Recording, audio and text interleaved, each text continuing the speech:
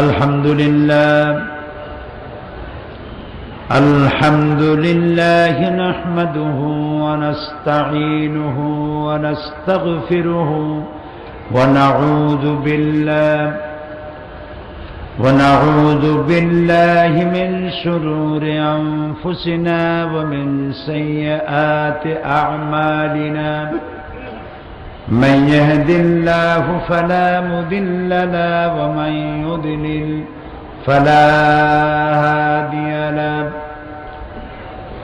ونشهد أن لا إله إلا الله وحده لا شريك له ونشهد أن سيدنا وحبيبنا ومولانا محمدا عبده ورسوله الذي أرسله بالحق بشيرا ونذيرا وداعيا إلى الله بإذنه وسراجا منيرا। চট্টগ্রাম ইসলামী সমাজ কল্যাণ পরিষদ কর্তৃক আয়োজিত ঐতিহাসিক 5 দিন ব্যাপী তাফসীরুল কোরআন মাহফিলের 27তম বার্ষিকী এর তৃতীয় দিবসে যে আল্লাহ রাব্বুল আলামিন আমাদেরকে এখানে উপস্থিত করেছেন, সভাপতিত্ব করছেন শেখুল হাদিস হযরতুল আল্লামা মাওলানা শামসুদ্দিন সাহেব। আজকের বিশেষ অতিথি চরমোনাইর কতবে বাঙ্গাল হযরতুল আল্লামা মৌলানা সৈয়দ ইসহাক সাহেব নওয়ারাল্লাহু মারকাদাহু ওয়াজআলাল জান্নাতা মাসওয়াহু। তার কলিজার টুকরা সন্তান চরমোনাইয়ের মেঝো পীর হযরত মৌলানা সৈয়দ কাউসার বিন ইসহাক সাহেব, হাজারাত উলামায়ে কেরাম, সম্মানিত চট্টগ্রাম এবং বাংলাদেশের বিভিন্ন প্রান্ত থেকে আগত, পার্শ্ববর্তী দেশসমূহ থেকে আগত সম্মানিত ভাইয়েরা, পর্দার আড়ালের মা এবং বোনেরা, সুপ্রিয় সাংবাদিক বৃন্দ, আসসালামু আলাইকুম ওয়া রাহমাতুল্লাহি তাআলা ওয়া বারাকাতুহু। আমরা আল্লাহ সুবহানাহু ওয়া তাআলার দরবারে লাখো কোটি শুকর আদায় করি যে মহান আল্লাহ তাবারক ওয়া তাআলা আমাদেরকে আজ কোরআনে কারীমের মাহফিলে শরীক হওয়ার তৌফিক এনায়েত করেছেন। মনিবের দরবারে বিনীতভাবে শুকর আদায় করি, আলহামদুলিল্লাহ। প্রাণ খুলে বলি আলহামদুলিল্লাহ। রব্বানা লাকাল হামদ হামদান কাসীরান তাইয়্যিবান মুবারাকান ফীহি ইয়া রাব্বি লাকাল হামদু কামা ইয়ানবাগি লিজালালি ওয়াজহিকা ওয়া আযীমি সুলতানিকা। মহান আল্লাহ সুবহানাহু ওয়া তাআলা আমাদেরকে কোরআনের মাহফিলে এনেছেন। এটি তো এখন আর রজবালি ময়দান নয়, এটি এখন প্যারেড ময়দান নয়, এখন এটি আল্লাহর জান্নাতের টুকরা, যেখানে কালামে রব্বানি বয়ান করা হয়, সারাক্ষণ আল্লাহর জিকির আজকারে ভরপুর থাকে। কোরআনের কথা, হাদিসের কথা, মনুষ্যত্বের কথা, মানব সভ্যতার কথা, সমাজের কথা, রাষ্ট্রের কথা, মানুষের জীবনের উন্নয়নের কথা আল্লাহর কোরআন দিয়ে বোঝানো। এর থেকে সুন্দর মাহফিল আর কি হতে পারে? যারা বক্তব্য রাখেন বিভিন্ন সময়, ওইসব বক্তব্যের পেছনে কোরআনের কোনো দলিল নাই, হাদিসের কোনো দলিল নাই, আন্দাজ এবং অনুমানের উপরে তারা বক্তব্য রাখেন। লোকেরা আশায় আশান্বিত হয়ে অনেক কিছু পাবে, না খাইয়া মরবে না, সুখ পাবে, শান্তি পাবে, এইসব চিন্তা করে ওইসব লোকদের পেছনে দৌড়ায়। চিত্রটা কোরআন শরীফে আল্লাহ তাআলা কি সুন্দর ফুটিয়ে তুলেছেন। ওয়াল্লাযীনা কাফারু আমালুহুম কাসারাবিন বাকিয়াতিন ইয়াহসাবুহু আয-যামআনু মা। যারা নাকি মহাসত্যের অস্বীকারী, তাদের আমলটা হচ্ছে এরকম যেন মরুচারী তৃষ্ণার্ত ব্যক্তি মরুভূমির উপর থেকে চলতে গিয়ে যখন আকণ্ঠ তৃষ্ণার্ত হয়, পিপাসার্ত হয়, তখন সে সামনে দেখে পানির মতো। আমাদের দেশ মরুভূমি না হলেও রাস্তায় কিন্তু মরীচিকা দেখা যায়। চট্টগ্রামের ভাইয়েরা, আপনারা কি মরীচিকা দেখছেন? ওনারা আর কথা ন বুঝো। এই যে রাস্তার উপরে চলতে গিয়ে দূরে দেখা যায় পানি চিকচিক করছে, আসলে কি পানি? এটারে কি বলে? আল্লাহ রাব্বুল আলামিন বলেন, তৃষ্ণার্ত মানুষগুলি মরুভূমির ভিতরে চলতে গিয়ে যেটাকে পানি মনে করেছিল, হাত্তা ইযা জাআহু লাম ইয়াজিদহু শাইআ, যেটাকে পানি মনে করেছিল যখন কাছে এলো দেখতে পেল বালু আর বালু, মরুভূমি আর মরুভূমি, পানির অস্তিত্ব নাই। সুতরাং পৃথিবীতে মানুষেরা শান্তির জন্যে, সমৃদ্ধির জন্যে, কল্যাণের জন্য, মানবতার জন্যে, মানবাধিকারের জন্যে যেসব নেতাদের পেছনে ঘুরে বেড়ায়, যাদের কথার পেছনে কোরআনের দলিল নাই, হাদিসের দলিল নাই, তারা যে রাস্তা দেখায়, পথ দেখায়, সবটা মরীচিকা। কিয়ামত পর্যন্ত পিছনে ঘুরে ঘুরে আর শান্তি পাওয়া যাবে না। আপনি যদি জিকির করেন 1000 দ্বারা তসবিহ নিয়ে সকালবেলায়, শান্তি শান্তি শান্তি শান্তি, সকালে 1000 বার, বিকালে 2000 বার,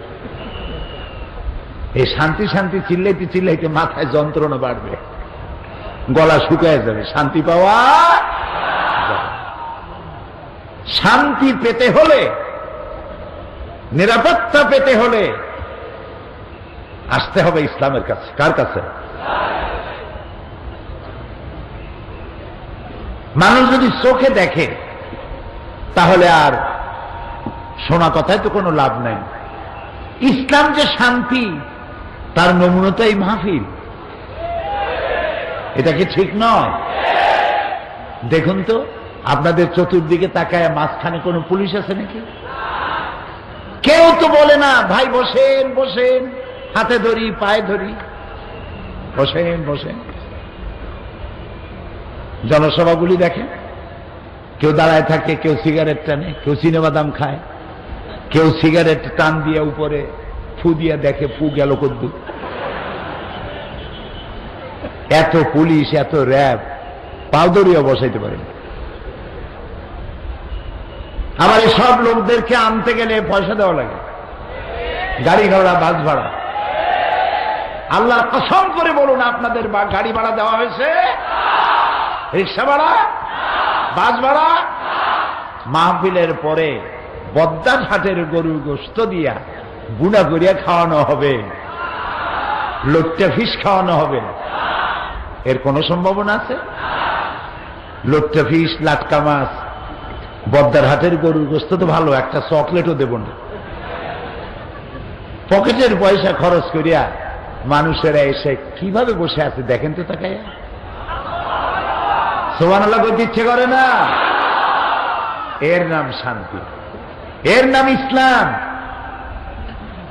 বেটারা আমাদের কি মানবাধিকার শিখাও, তাই না? নির্বাচনের বাতাস বইতেছে দেশে। অবশ্য আমি নির্বাচনী বক্তৃতা করতে আসিনি, কথার কথা বলছি। নির্বাচনী বাতাস শুরু হয়ে গেছে না? বসন্তের পাখিরা উড়ে আসতেছে ইউরোপ থেকে, আমেরিকা থেকে, আমাদেরকে নসিহত খয়রাত করে। দুঃখে হাসবো না কানবো বুঝে আসে না। ইরাকের মতো একটা শান্তিপূর্ণ স্বাধীন দেশকে ভাঙ্গা চুরিয়া গণতন্ত্রের কুলখাবি আর 40-এ পড়িয়া আমাদের গণতন্ত্র শিখাও। আফগান ধ্বংস করেছ, ইরাক ধ্বংস করেছ, চেচনিয়া বসনিয়া ধ্বংস করেছ, মানবাধিকার দুপায় দলিত মতিত করে শেষ করেছ। আমাদের শিখাইতে আইসো না, আমাদের কাছ থেকে শিখে যাও। সমাজ বিনির্মাণে, অর্থনৈতিক সমৃদ্ধি, মানুষে মানুষে ভালোবাসা, প্রীতি, প্রেম। হিন্দু, মুসলমান, খ্রিস্টান, বৌদ্ধ একসাথে বাস করে কেমনে? পূজা আর রোজা একসাথে রাখে কেমনে? আমেরিকা, ইউরোপ, বাংলাদেশ থেকে শিক্ষা গ্রহণ করে যাও।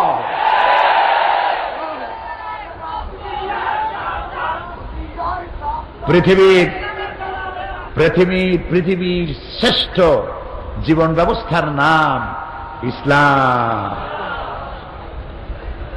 লাকাল হামদু বিল ঈমান, পড়েন, লাকাল হামদু বিল ঈমান ওয়া লাকাল হামদু বিল কুরআন ওয়া লাকাল হামদু বিল ইসলাম। আমার মনিব, আমার রব, আমরা সেজদায় মাথা নত করি, তুমি আমাদের মুসলমান বানাইছো। তোমার দরবারে লাখো কোটি সুজুদ, কোরআনের মতো কিতাব দিয়েছ। তোমার দরবারে বিনীতভাবে মাটিতে কপাল ঘষি সেজদা দেই তোমারে। মুহাম্মদ সাল্লাল্লাহু আলাইহি সাল্লামের মতো একজন মহানবী দয়া করে তুমি আমাদের দিয়েছ।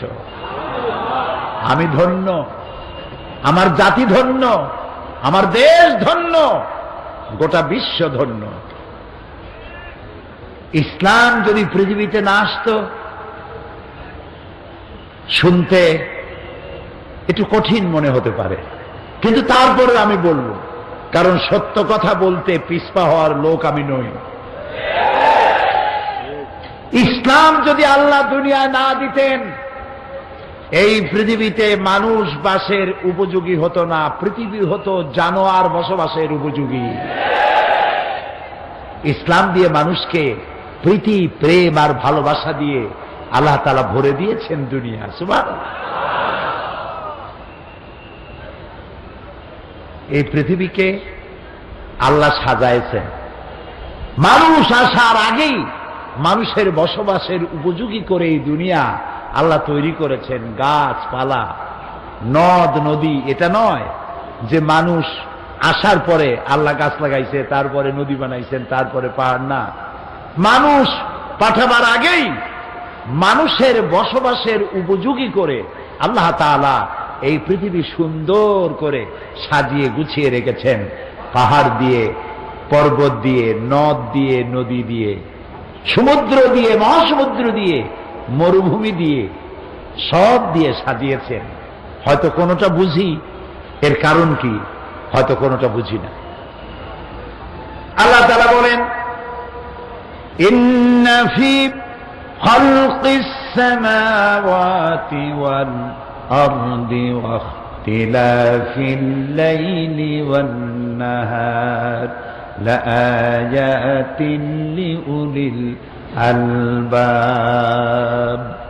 নিশ্চয়ই আকাশ এবং জমিনের সৃষ্টির ব্যাপারে, রাত এবং দিনের পরিবর্তনের ব্যাপারে রয়েছে আমার অসংখ্য নিদর্শন।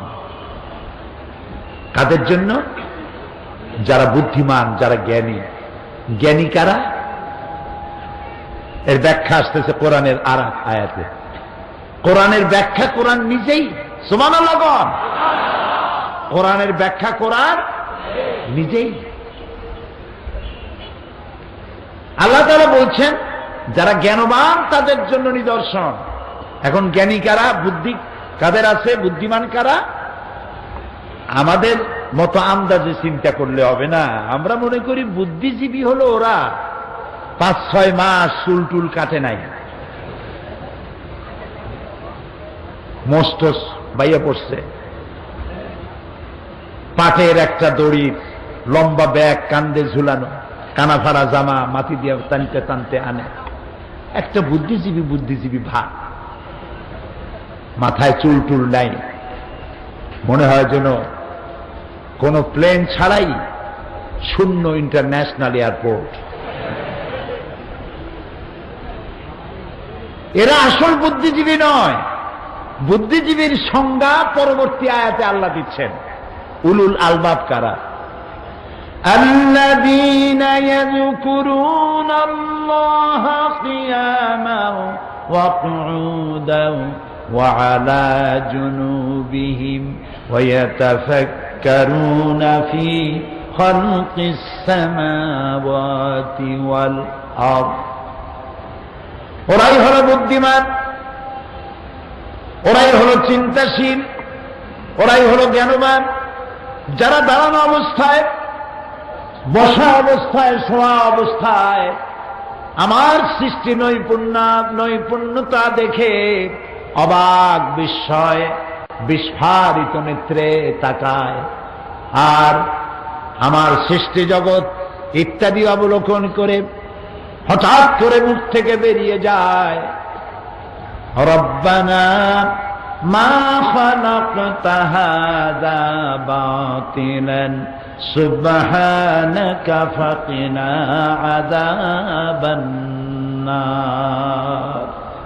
রব্বানা মা খালাকতা হাযা বাতিলা, ও আমার রব, পৃথিবীতে যা দেখতে পাচ্ছি আর দেখতে পাচ্ছি না, এর কোনটাই তুমি খেল তামাশার বিষয়বস্তু করে তৈরি করনি, সব তুমি মানবতার কল্যাণে তৈরি করেছ। বিজ্ঞানীরা বলেছেন হিমালয়ের অত্যুচ্চ শিখর থেকে শুরু করে মহাকাশের মহাশূন্যে যা কিছু আছে সেখান থেকে শুরু করে মহাসাগরের অতল তলদেশ পর্যন্ত যেখানে যা কিছু দেখি আর দেখি না, সব মানব সেবায় নিয়োজিত, মানবের কল্যাণে নিয়োজিত। সুবহানাকা, আল্লাহ তোমার প্রশংসা করি। ফাকিনা আযাবান নার, আল্লাহ তুমি আমার জাহান্নামের আগুন থেকে আমাকে তুমি রক্ষা করো।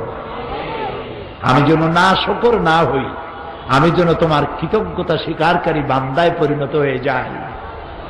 বলি আল্লাহুম্মা আজিরনা মিনান নার, আল্লাহুম্মা আজিরনা মিনান নার, আল্লাহুম্মা আজিরনা মিনান নার। আল্লাহ তাআলা দয়া করে বিশ্ব সৃষ্টি করেছেন এবং এই বিশ্বকে সাজিয়েছেন মানব গোষ্ঠী দিয়ে। সেই মানব গোষ্ঠী যেন পৃথিবীতে শান্তিতে থাকতে পারে। প্রিয় ভাই সব, মুসলমান মানে গরিব, মুসলমান মানে তার বাড়ি থাকতে নাই, গাড়ি থাকতে নাই। মুসলমান মানে হলো ছেঁড়া জামা, গামছা, ছেঁড়া লুঙ্গি, বউর ভালো শাড়ি থাকার দরকার নাই, ঘরের চাল দিয়া পানি পড়বে, থাকার জায়গা নাই, হোমলেস, স্টেটলেস। আল্লাহ কি এরকম চান? না। আল্লাহ রাব্বুল আলামিন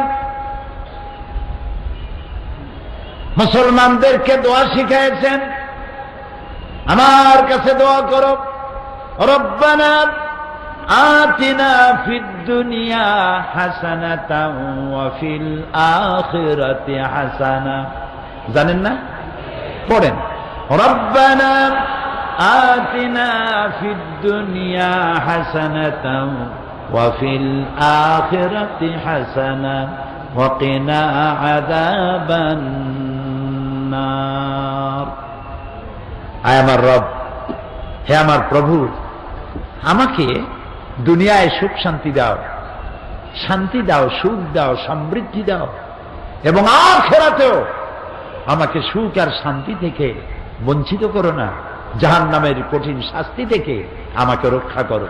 তাহলে মানুষেরা, বিশ্বজুড়ে মানুষের দাবি হলো দুইটা, চাহিদা দুইটা। কয়টা বলেন তো? একটা হলো দুনিয়ায় চাই কি, বোঝেন না কথা? একটা চাই দুনিয়ায় কি চাই, আর আখিরাতে চাই কিসের থেকে মুক্তি? জাহান্নাম থেকে মুক্তি। এই দুইটা জিনিস যদি পাইয়া যায়, আর কিছু দরকার আছে? সেই কথাগুলি বলবো ইনশাআল্লাহ। বলেন ইনশাআল্লাহ। আমি আলোচনা করতেছিলাম আপনাদের সামনে ইসলামের সৌন্দর্য, ইসলাম সম্পর্কে আলোচনা, কোরআন থেকে সূরা আলে ইমরান। কত নম্বর আয়াত? 19 আর 20। আল্লাহ রাব্বুল আলামিন বলেন, ইন্নাদ দীনা ইনদাল্লাহিল ইসলাম ওয়া মাখতালাফাল্লাযীনা উতুল কিতাবা ইল্লা মিন বা'দি মা জাআহুমুল ইলমু বাগিয়াম বাইনাহুম ওয়া মান ইয়াকফুর বিআয়াতিল্লাহি ফাইন্নাল্লাহা সারিউল হিসাব। ইন্নাদ দীনা ইনদাল্লাহিল ইসলাম। আমার কাছে মানুষের আদর্শ হিসেবে, জীবন বিধান হিসেবে একমাত্র পছন্দনীয় হচ্ছে যে জীবন ব্যবস্থা, সেটার নাম হলো ইসলাম।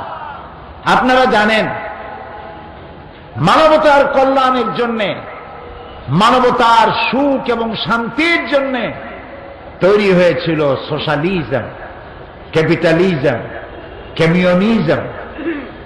সব মতবাদ তার নিজের দেশেই ব্যর্থতার গ্লানি নিয়ে আত্মহত্যা করেছে। বাকি রইল ইসলাম। বাকি রইল কি? সেই ইসলামের দিকে যেন মানুষেরা আসতে না পারে, তার জন্য শুরু হলো ইসলামকে গালি দেওয়া। ইসলাম মানে মৌলবাদ, ইসলাম হলো ফান্ডামেন্টালিজম, ইসলাম হচ্ছে প্রতিক্রিয়াশীল, ইসলাম ধর্মান্ধ, ইসলাম সন্ত্রাসী, ইসলাম হচ্ছে অসহিষ্ণু জাতি, অগণতান্ত্রিক ধর্মান্ধ জাতি। নাউযুবিল্লাহ। এই পৃথিবীকে সুন্দর করে সাজিয়েছি আমরা, এই মুসলমানেরা, ঠিক না?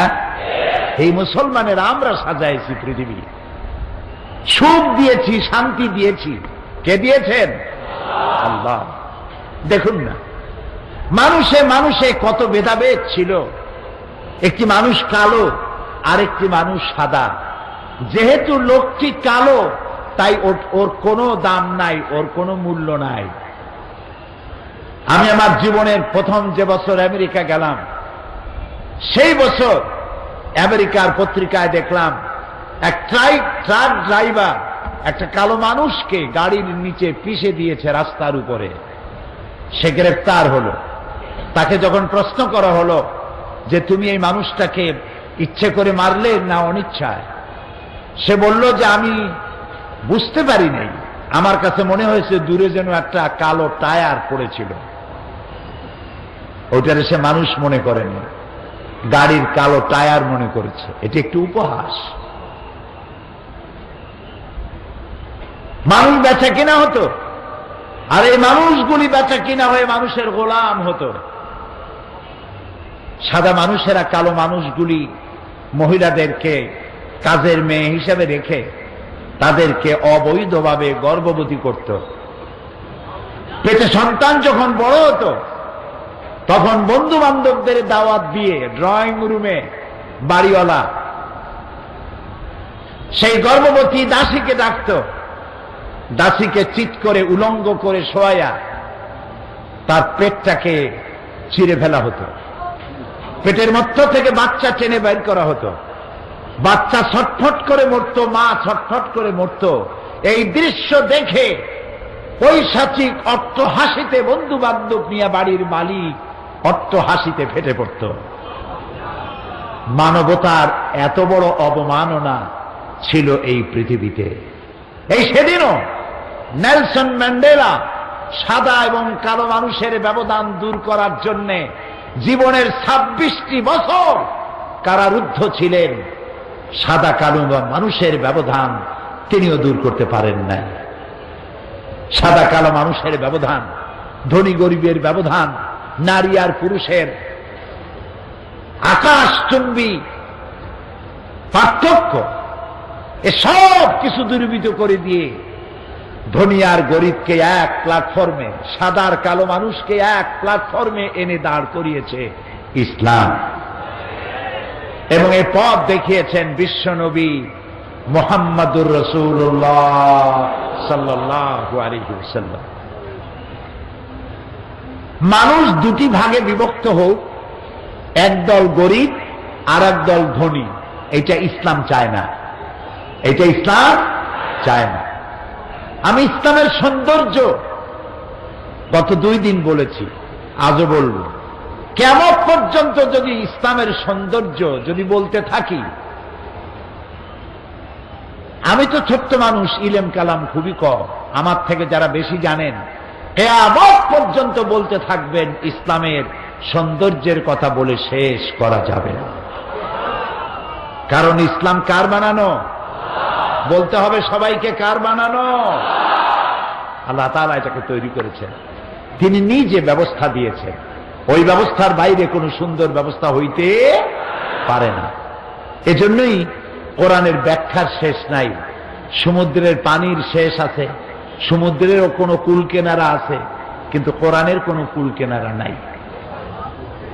আল্লাহ রাব্বুল আলামিন বলেন, قُلْ لَوْ كَانَ الْبَحْرُ مِدَادًا لِكَلِمَاتِ رَبِّي لَنَفِدَ الْبَحْرُ قَبْلَ أَنْ تَنْفَدَ كَلِمَاتُ رَبِّي وَلَوْ جِئْنَا بِمِثْلِهِ مَدَدًا। হে নবী, আপনি বলুন, তাম পৃথিবীর সমস্ত সমুদ্র আর মহাসমুদ্রের পানিগুলি যদি কালি হয়ে যায়, আর তাই দিয়ে যদি আমার রবের কালেমার ব্যাখ্যা লেখা যদি শুরু হয়ে যায়, লিখতে লিখতে তাম পৃথিবীর সমস্ত পানিগুলি শেষ হয়ে যাবে, আমার রবের কালিমার ব্যাখ্যা লেখা শেষ হবে না। ইসলাম দুনিয়াকে ঋণী করে ফেলেছে। সুবহানাল্লাহ। ধনী আর গরিব এই 2 শ্রেণীর ভিতরে সমন্বয়, কম্বিনেশন, সমন্বয় করে দিয়েছে আমার ইসলাম। সুবহানাল্লাহ।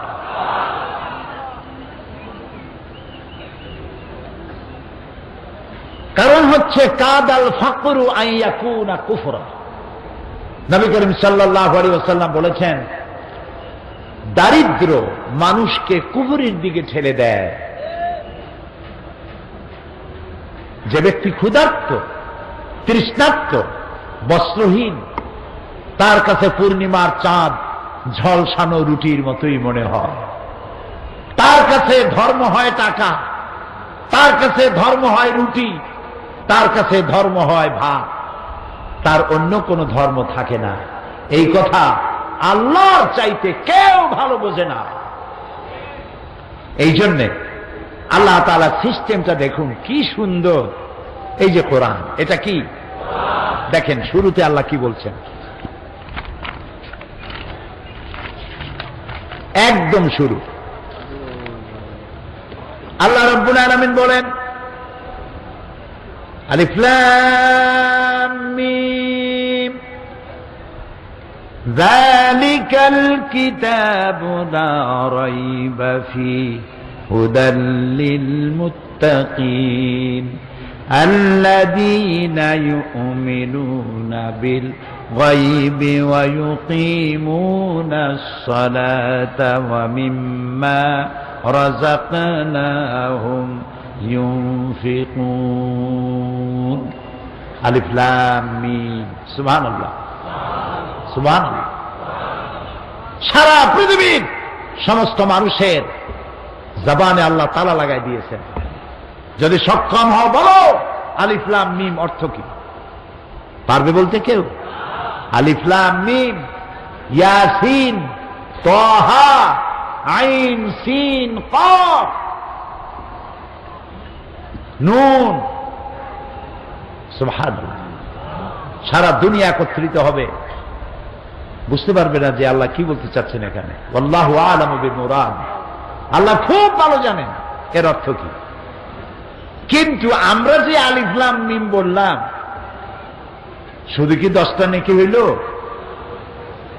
আলিফ হারফুন, লাম হারফুন, মিম হারফুন।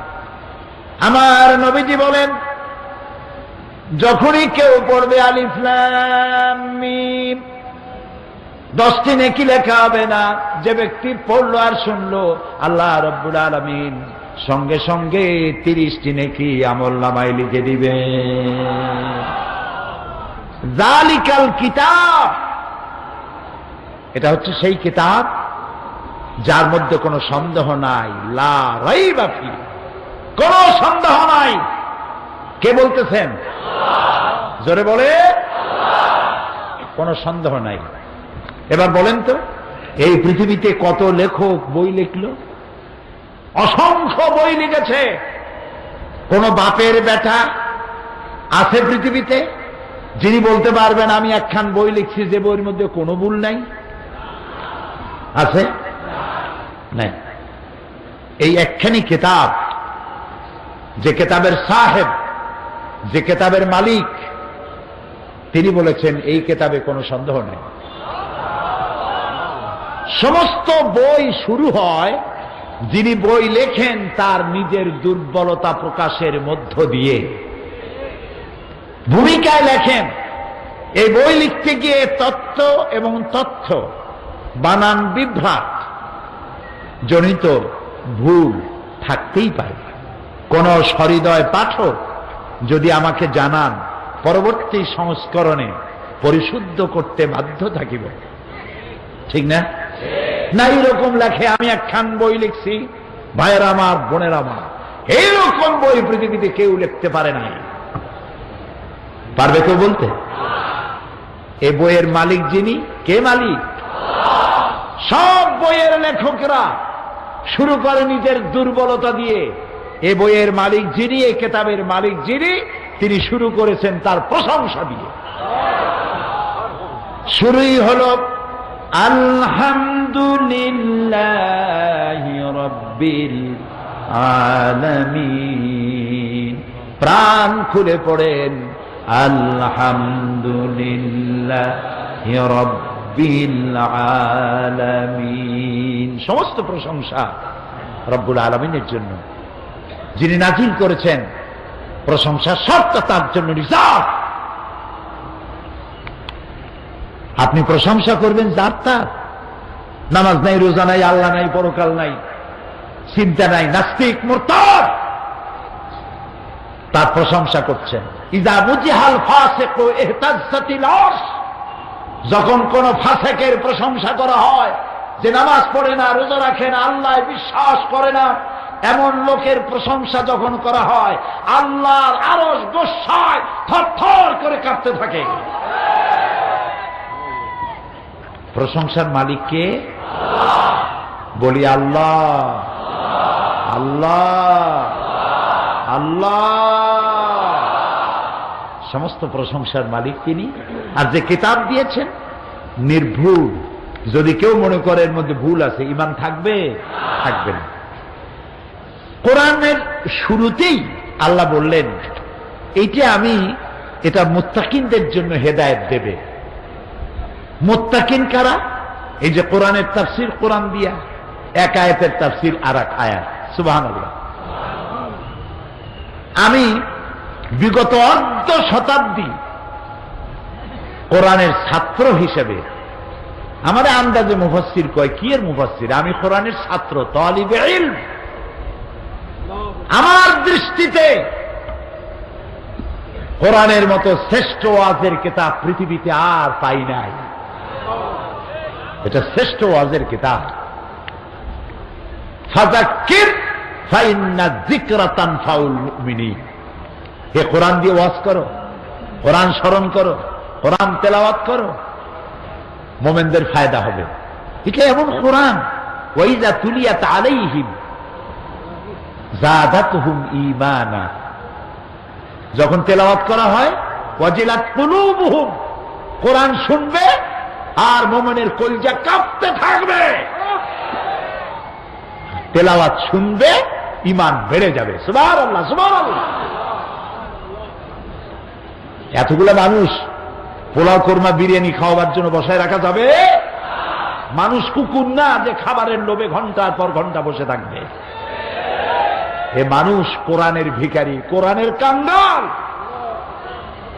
আমি সেই জন্য বলি, কোরআনের তাফসীরের নাম শুনে যে জনতা ঢেউ নামে, আল্লাহর কসম সাইদির কোনো কেরামতি নাই। সবটা কেরামতি আল্লাহ তাআলার কোরআনের মুজিজা। কোরআন, কোরআন।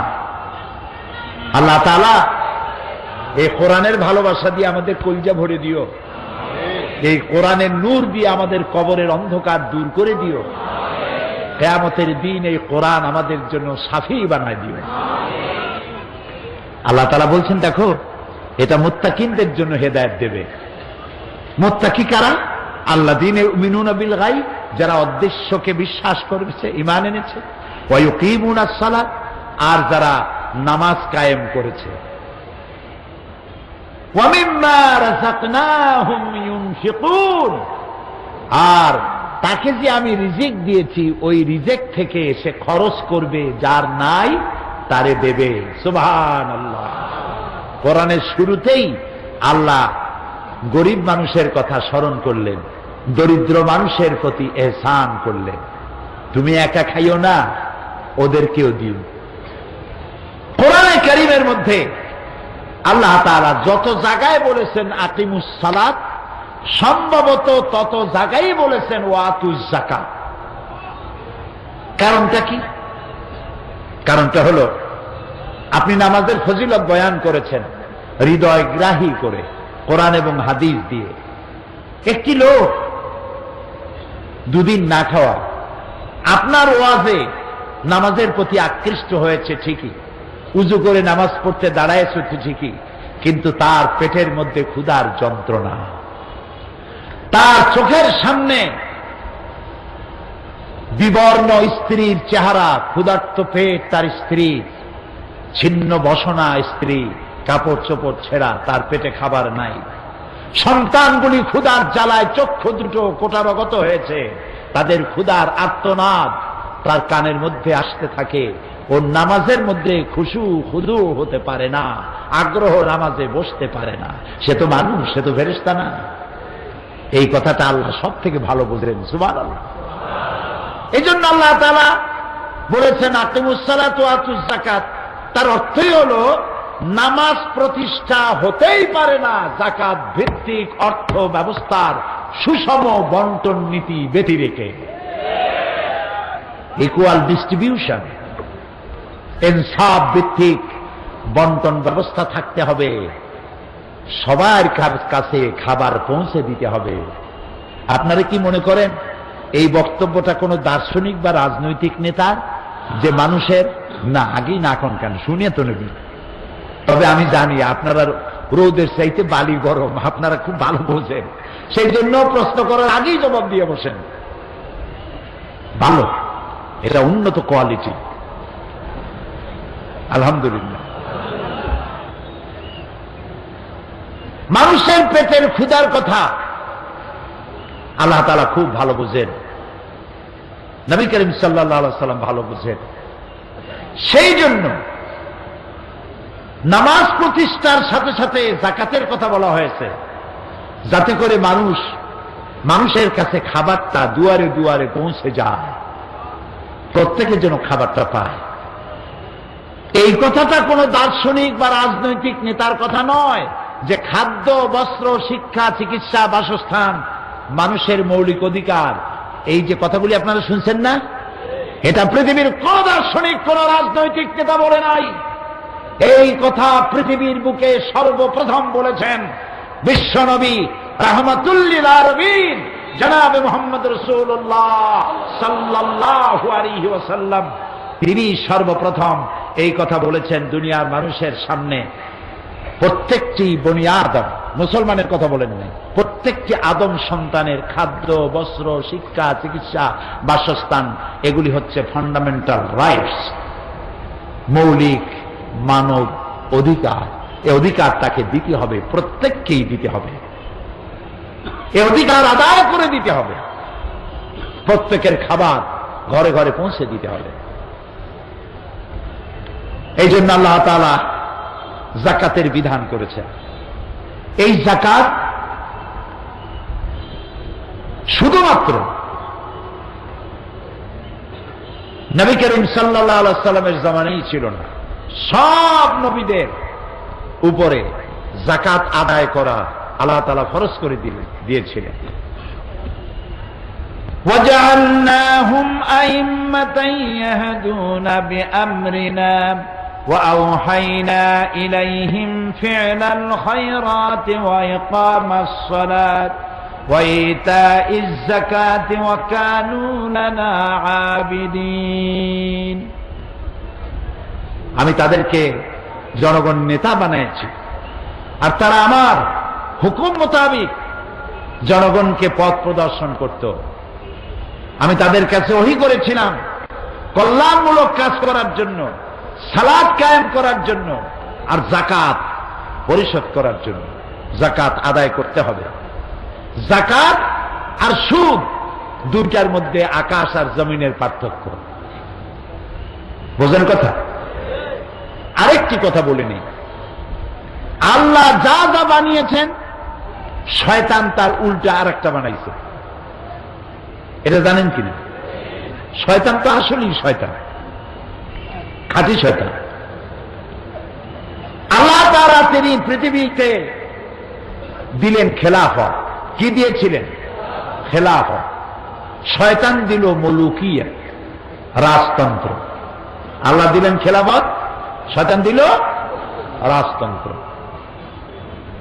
আল্লাহ তাআলা অর্থনৈতিক সুবিধা দেওয়ার জন্য, ইকুয়াল ডিস্ট্রিবিউশনের জন্য আল্লাহ দিলেন যাকাত। শয়তান বানাইল কি? সুদ। আল্লাহ তাআলা পৃথিবীর মানব মণ্ডলীকে সুখী সমৃদ্ধশালী করার জন্য জীবন ব্যবস্থা হিসাবে দিলেন কি? মাশাআল্লাহ, এই তো বুঝে ফেলেছেন। কি দিলেন? ইসলাম। শয়তান এর উল্টা মানুষের সামনে দিল ধর্মনিরপেক্ষ মতবাদ। ধর্মনিরপেক্ষ মতবাদ কার আবিষ্কার? জোরে বলে। আর ইসলাম কার? আল্লাহ তাআলা। আল্লাহ তাআলা তিনি দিলেন ইসলাম, আর শয়তান দিল ধর্মনিরপেক্ষ মতবাদ। আল্লাহ রাব্বুল আলামিন কোরআনে কারীমের মধ্যে যাকাতের কথা বলেছেন। যাকাত আদায় করতে হবে। আকিমুস সালাত ওয়া আতুজ যাকাত, নামাজ প্রতিষ্ঠা করো আর যাকাত আদায় করো। এই যাকাত আদায় করবে সরকার, ডিস্ট্রিবিউট করবে সরকার। এখানে একটা সাইকোলজি আছে, মনস্তাত্ত্বিক ব্যাপার আছে। মনস্তাত্ত্বিক ব্যাপারটা কি? ধরুন আপনি যদি কারো কাছ থেকে টাকা ধার নেন, অথবা আপনাকে টাকা পয়সা দেওয়া হয় অনুগ্রহ করে, সেই লোকটাকে যখনই আপনি দেখবেন আপনার মাথাটা নত হয়ে যাবে, ইচ্ছায় হোক অনিচ্ছায় হোক, ঠিক কিনা? এই জন্য আল্লাহ চান না তার সৃষ্টির সেরা বান্দা আর একজন মানুষের সামনে মাথা নত হোক, এটা আল্লাহ চান না। আরেকটি জিনিস লক্ষ্য করুন প্রিয় ভাই সব, পৃথিবীর সমস্ত প্রাণী যখন খাবার খায় তখন তার মুখটা তার রিস্কের সামনে নত করে দেয়। গরু ঘাসের উপরে মুখ লাগায়, ছাগল ঘাসের উপরে মুখ লাগায়, সাপ হোক, কুমির হোক, মুরগি হোক, হাঁস হোক, প্রত্যেকটি প্রাণী তার খাদ্যের মধ্যে মাথা ঝুঁকাইয়া খাবার খায়। একমাত্র মানুষ সে যখন খাবার খায় প্লেটের মধ্যে কামড় দিয়ে খায় না। প্লেটে যদি চাটেও তাহলে অন্য প্রাণীর মতো মাথা নিচু করে চাটে না, প্লেটটা উঁচা করে চাটে। খাবারটা উঠাই নিয়া উঁচু করা মুখে দেয়, কারণ আল্লাহ চান আমার সৃষ্টির সেরা মানুষ ওর মাথা যেন রিজেকের সামনে নত না হয়, ওর মাথাটা নত হবে শুধুমাত্র রাজ্জাকের সামনে, আর কারো সামনে না। কাজী অনুগ্রহ, দান, এটি যেন মানুষের কাছ থেকে নিতে গিয়ে তার মাথা যেন নত না হয়, সেই জন্য এটাকে কালেকশন করবে সরকার। আর সরকারের কাছ থেকে টাকা নিতে কারো মন ছোট হয় না, কারণ আমি গভর্নমেন্টকে ট্যাক্স পে করি, গভর্নমেন্ট আমার টাকা দিয়ে চলে, আমার ভাইয়ের টাকা অন্যের টাকা দিয়ে, সুতরাং সে আমাকে সাহায্য করতে বাধ্য, সরকারের কাছে মাথা নত হয় না। এই জন্য যাকাত আদায় করবে কে আর দিবে কে? সরকার। কোথায় পাইলাম এ কথা? কোরআন। কোথায় পেয়েছি? আল্লাহ রাব্বুল আলামিন বলেন, আল্লাযীনা ইম্মাক্কান্নাহুম ফিল আরদি আকামুস সালাত ওয়া আতাউয যাকাত ওয়া আমারু বিল মা'রুফি ওয়া নাহাউ আনিল মুনকার ওয়ালিল্লাহি আকিবাতুল উমুর। আল্লাযীনা ইম্মাক্কান্নাহুম ফিল আরদ, আমি যদি মুমিনদের ক্ষমতা দেই, মুমিনেরা যদি কখনো ক্ষমতায় আসে, 4 দফা কাজ করবে। কয় দফা? 4 দফা। আল্লাহ কিন্তু দুইটাই বলেছেন, মুমিনরা ক্ষমতায় আসলে কি করবে আর শয়তানেরা ক্ষমতায় আসলে কি করবে, দুটো আল্লাহ বলছেন। যারা আল্লাহর নাফরমান, যারা ইসলামকে বরদাস্ত করতে পারে না, ধর্ম নিরপেক্ষ মতবাদের গোলাম, ওরা যদি ক্ষমতায় আসে 2 দফা কাজ করবে। সূরা বাকারা। কয় দফা? 2 দফা। 1 নম্বর কাজ তারা করবে, তারা হাজ এবং নসল, জমিনের ফসল নষ্ট করবে আর নসল নষ্ট করবে, বংশানুক্রমে মানুষ হত্যা করবে, আর সমাজের সব থেকে সম্মানিত ব্যক্তিদেরকে বেইজ্জত করবে। এটা হলো তাদের 2 দফা। কে বলেছেন? কে বলেছেন?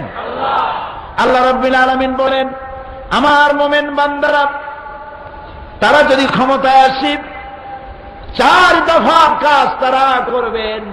প্রথম নম্বরে, ক্ষমতায় এসেই তারা জাতির জন্য নামাজ বাধ্যতামূলক করে দেবে। সুবহানাল্লাহ। তার অর্থ এই নয় যে হিন্দুদেরও নামাজ পড়া লাগবে, না, মুসলমান যারা নামাজ পড়তে তারা বাধ্য, এটি গভর্নমেন্ট অর্ডার করবে। ধর্মনিরপেক্ষ মতবাদের সাথে এখানে পার্থক্য এই, তারা বলে ধর্ম যার যার নিজের ব্যাপার, যার খুশি সে নামাজ পড়বে, রোজা রাখবে, এটা তার ব্যাপার, এটার সাথে রাষ্ট্রের কোনো সম্পর্ক নাই। এই কথা সম্পূর্ণ কোরআনের খেলাফ। কোরআন বলছে রাষ্ট্র নামাজ বাধ্যতামূলক করবে। কে বলছে? আল্লাহ। কি হবে তাতে? সুবহানাল্লাহ। কি হবে তাতে দেখেন, নামাজ বাধ্যতামূলক হবে। বেলা 1টার সময় সরকারের পক্ষ থেকে ঘোষণা থাকবে, বেলা 1টায় সমস্ত কলেজ, বিশ্ববিদ্যালয়, মাদ্রাসা, শিক্ষা প্রতিষ্ঠান, কল কারখানা, অফিস, আদালত বেলা 1টা থেকে 1:30 আধা ঘন্টার জন্য বিরতি, নামাজ পড়বে আর আহার গ্রহণ করবে। নামাজ বাধ্যতামূলক। এখন চিন্তা করেন, চট্টগ্রামের ডিসি, সাপোজ দৃষ্টান্তমূলক কথা, আযান হয়ে গেছে, অফিসিয়াল কাজ স্টপ, বন্ধ করে দেবেন। উনি ওনার অফিসারদের নিয়ে মসজিদে গমন করবেন, ইমামতি করবেন ডিসি সাহেব নিজে। এসপি সাহেব তার অফিস বন্ধ করে দিয়ে পুলিশদের নিয়ে জামাতে ইমামতি করবেন। র্যাবের প্রধান বেলা 1টার সময় তার সমস্ত বাহিনী নিয়ে যিনি যিনি যিনি যেখানে অফিসার তিনি ইমামতি করবেন। থানায় দারোগা ইমামতি করবেন, এমপি তার এলাকার লোকদের নিয়ে ইমামতি করবেন, মন্ত্রী তার অফিস বন্ধ করে তার সচিবদের নিয়ে, তার জয়েন্ট সেক্রেটারি, এডিশনাল সেক্রেটারি সবাই নিয়ে নামাজের ইমামতি তিনি করবেন। বিশ্ববিদ্যালয়ের ভাইস চ্যান্সেলর তিনি বিশ্ববিদ্যালয় বন্ধ করে দিয়ে ছাত্র ছাত্রী শিক্ষক শিক্ষার্থীদের ইমামতি করবেন। সময় কতটুকু? আধা ঘন্টা। নামাজ পড়ে খান, খাই আবার চেয়ারে গিয়ে বসেন। এবার দেখুন, ইসলামগত বিজ্ঞান সম্মত যে এসপি যে ডিসি নামাজের ইমামতি করে তার অফিসের লোকদের সামনে, যে ভাইস চ্যান্সেলর ইমামতি করে তার ছাত্র ছাত্রী আর শিক্ষক শিক্ষার্থীর সামনে, এই বিশ্ববিদ্যালয় দিয়ে মাস্তান গুন্ডা আর সাদাবাজ ধর্ষণকারী ছাত্র বের হতে পারে কি? যে পুলিশ, যে এমপি, যে মন্ত্রী ইমামতি করার যোগ্যতা রাখেন, তার অফিসের ভিতরে ঘুষ পিটাইয়াও খাওয়ানো যাবে? যাবে না। এই কথাটাই আল্লাহ তাআলা বলেছেন, ইন্না সালাতা তানহা আনিল ফাহশাই ওয়াল মুনকার। নামাজ মানুষকে সকল প্রকারের পাপাচার আর অশ্লীলতা থেকে আল্লাহ তাআলা রক্ষা করে। সুবহানাল্লাহ। নামাজ বাঁচাইয়া দেয়। সেই নামাজ বাধ্যতামূলক করা হবে যদি মোমেন ব্যক্তিরা কখনো হাতে পায়। 1 নম্বর কাজ। আর নামাজ হচ্ছে জীবনের কাঠি, জীবনের বেঁচে থাকা, মুসলমান হওয়া একমাত্র মাপকাঠি। নামাজ নাই, তার কাছে মুসলমান বলে দাবি করার কোনো হক নাই। কিয়ামতে সর্বপ্রথম প্রশ্ন হবে নামাজ। এই নামাজ দিয়েই সমাজ গড়া হয়। নামাজে আর সমাজে দারুণ মিল। সুবহানাল্লাহ বলবেন না? নামাজ পড়লেই সমাজ গঠন হবে। কিভাবে হবে? নামাজ পড়তে গেলে একটা জায়গা লাগবে, লাগবে না? আপনি এই জায়গাটা সর্বপ্রথম শর্তই হচ্ছে শরীর পাক, কাপড় পাক, জায়গা পাক। এখন শরীর পাক, সাবান দিয়া গোসল করলেই শরীর পাক বাইরের দিক থেকে হলো। কিছু গোশের টাকা দিয়া বদ্দার হাটের গরুর গোস্ত চর্বিওয়ালা বাইসা বাইসা খাইছেন। বড় পাঙ্গাস মাছ রূপচান্দা ঘুষের টাকা দিয়ে কিনা খাইছেন। লাখ সাবান দিয়া শরীর পরিষ্কার করেছেন, কিন্তু ভেতরের রক্তটা অপবিত্র রয়েই গেছে।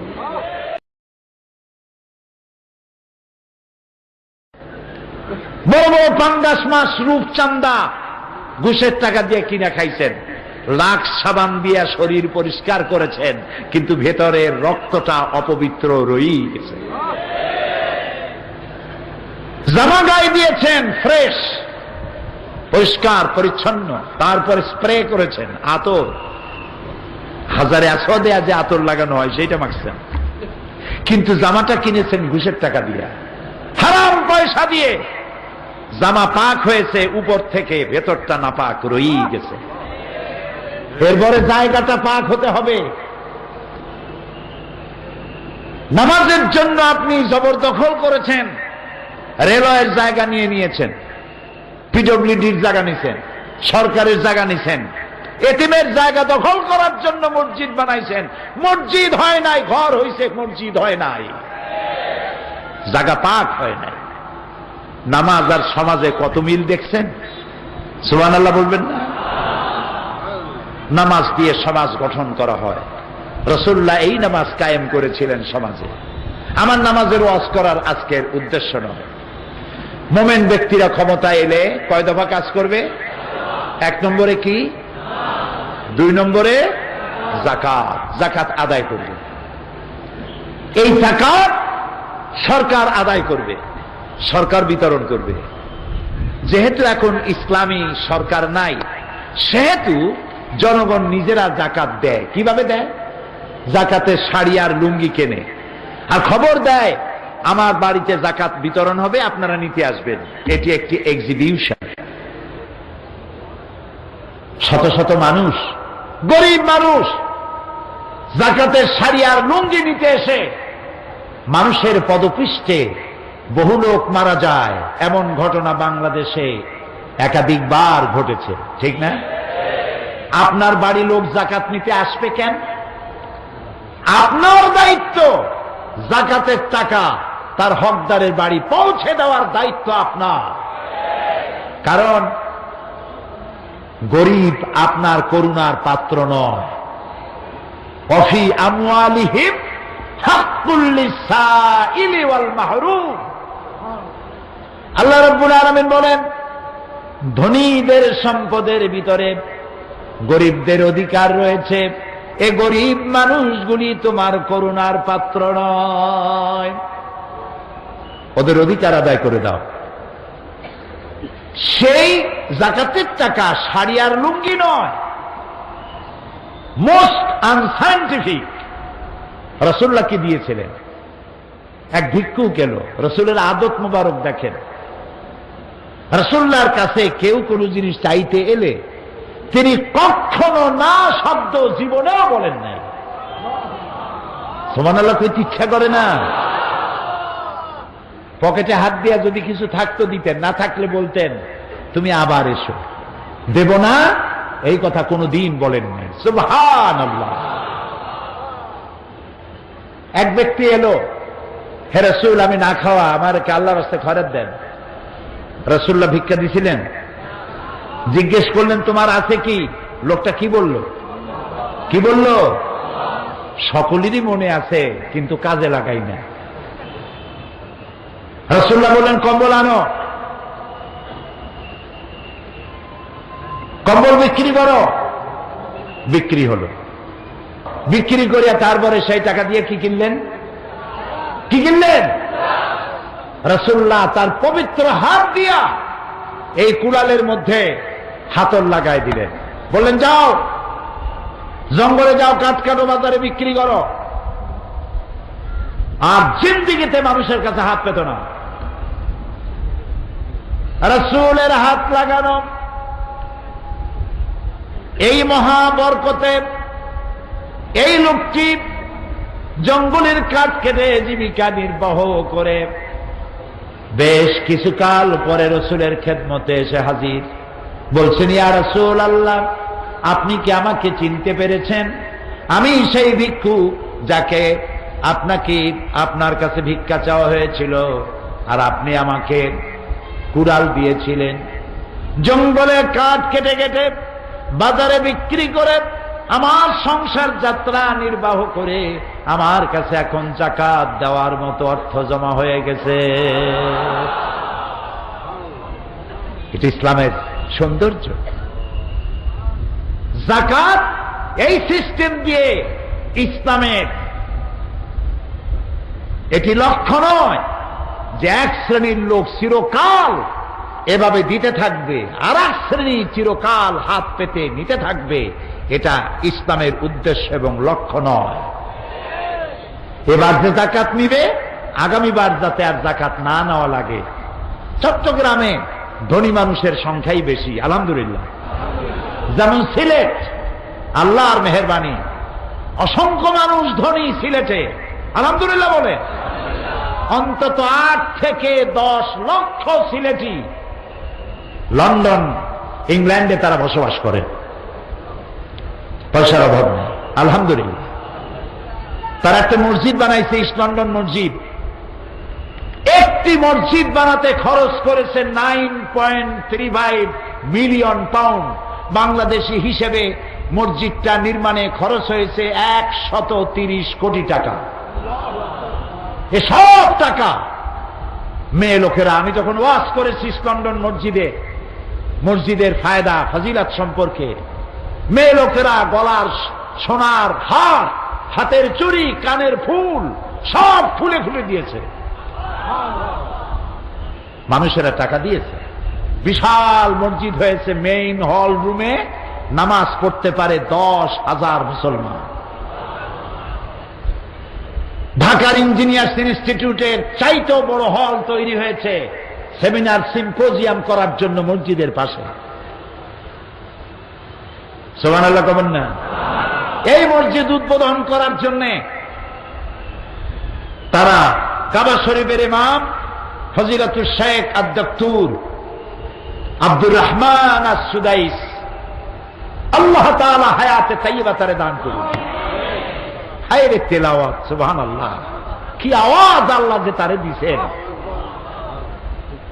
আমার কাছে মনে হয় শেখ সুদাইস এবং শেখ সৌদ আশ-শুরাইব আমার কাছে মনে হয় মসজিদুল হারামের রূহ, প্রাণ। যখন তেলাওয়াত করে মনে হয় আকাশ থেকে কোরআন নাজিল হইতেছে। মসজিদ উদ্বোধনে তাকে দাওয়াত দেওয়া হলো, আর বাংলাদেশ থেকে আমার মতো এক অযোগ্য ব্যক্তিকে তারা দাওয়াত দিলেন।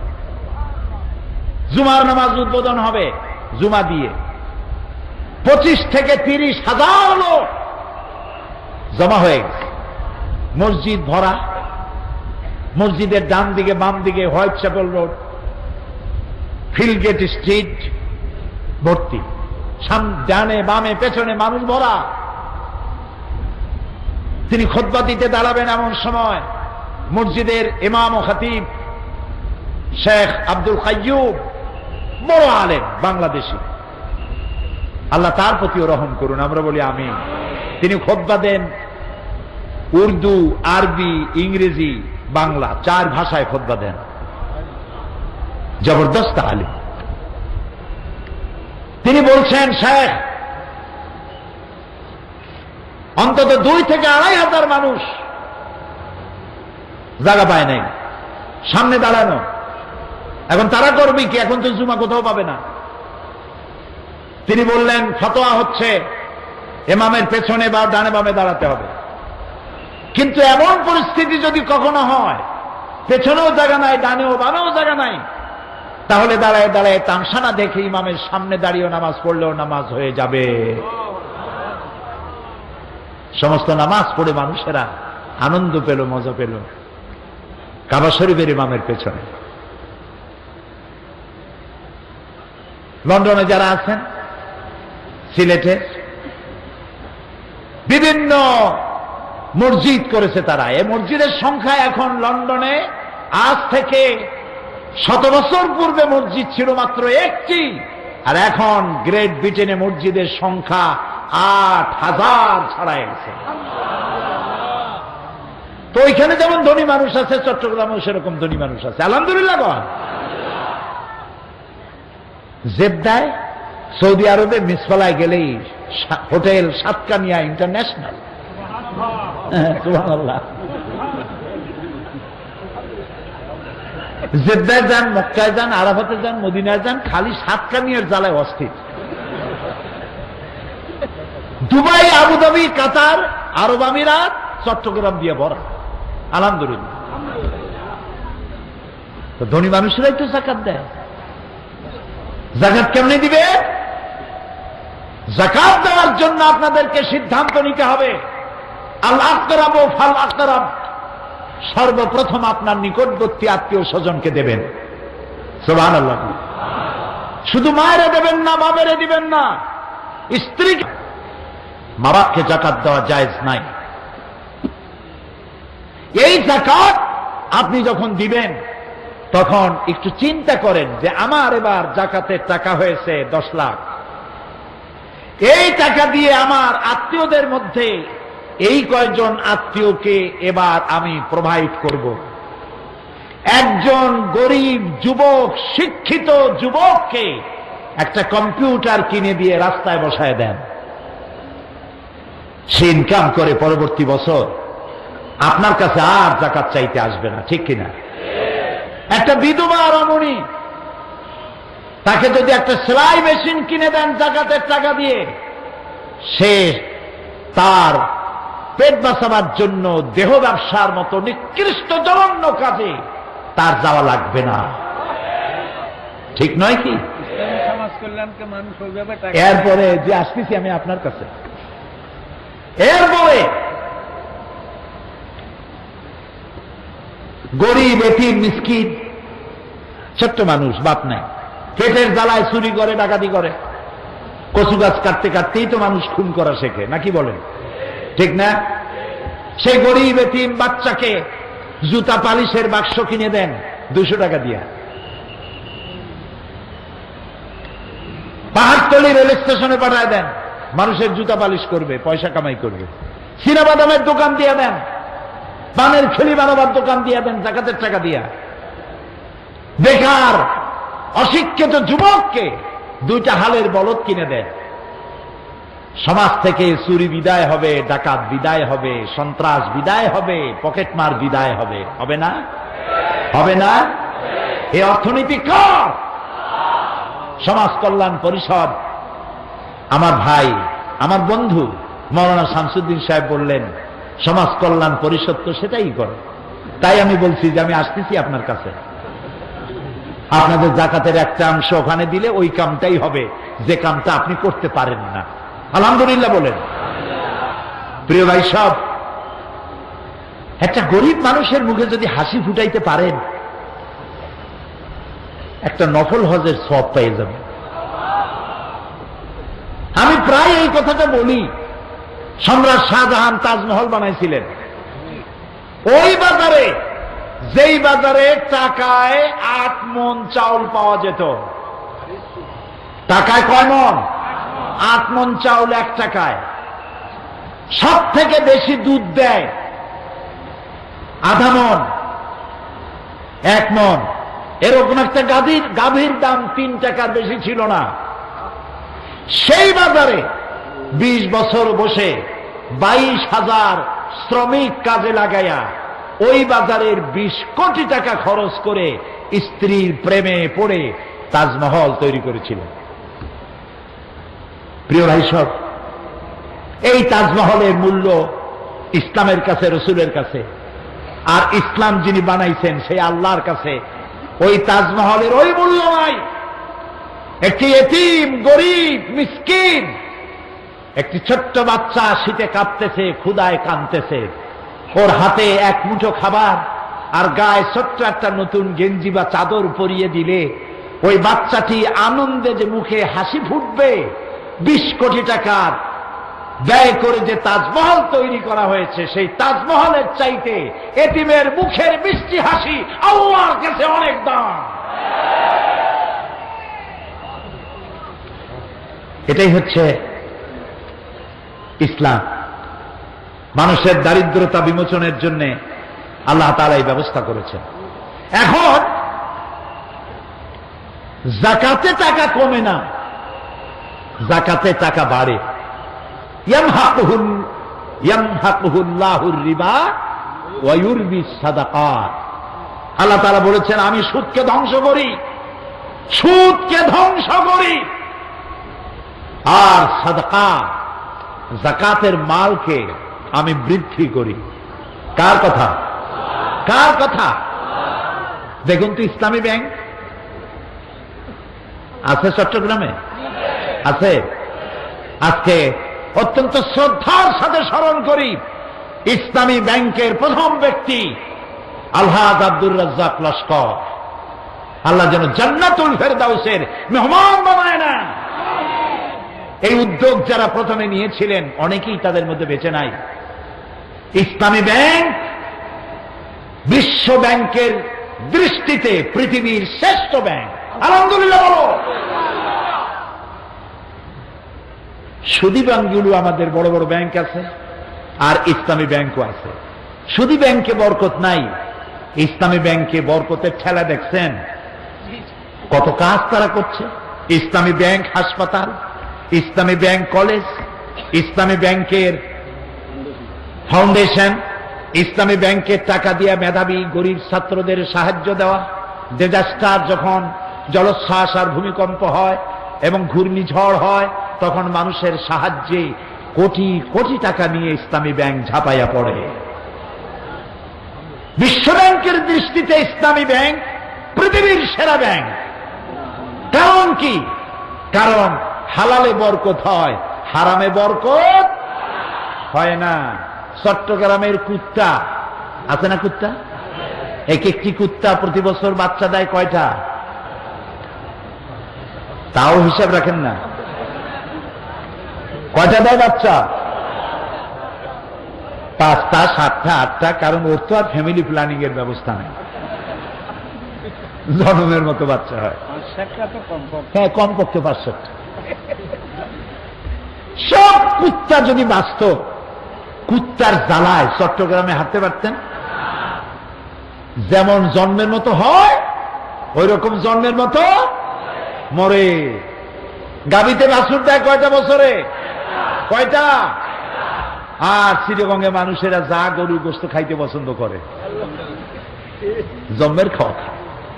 গরুর গোশত থেকে কেউ কেউ বলেন কুওয়াতুল ইসলাম, কুওয়াতুল মুসলিমিন। খাইল জন্মের মতো।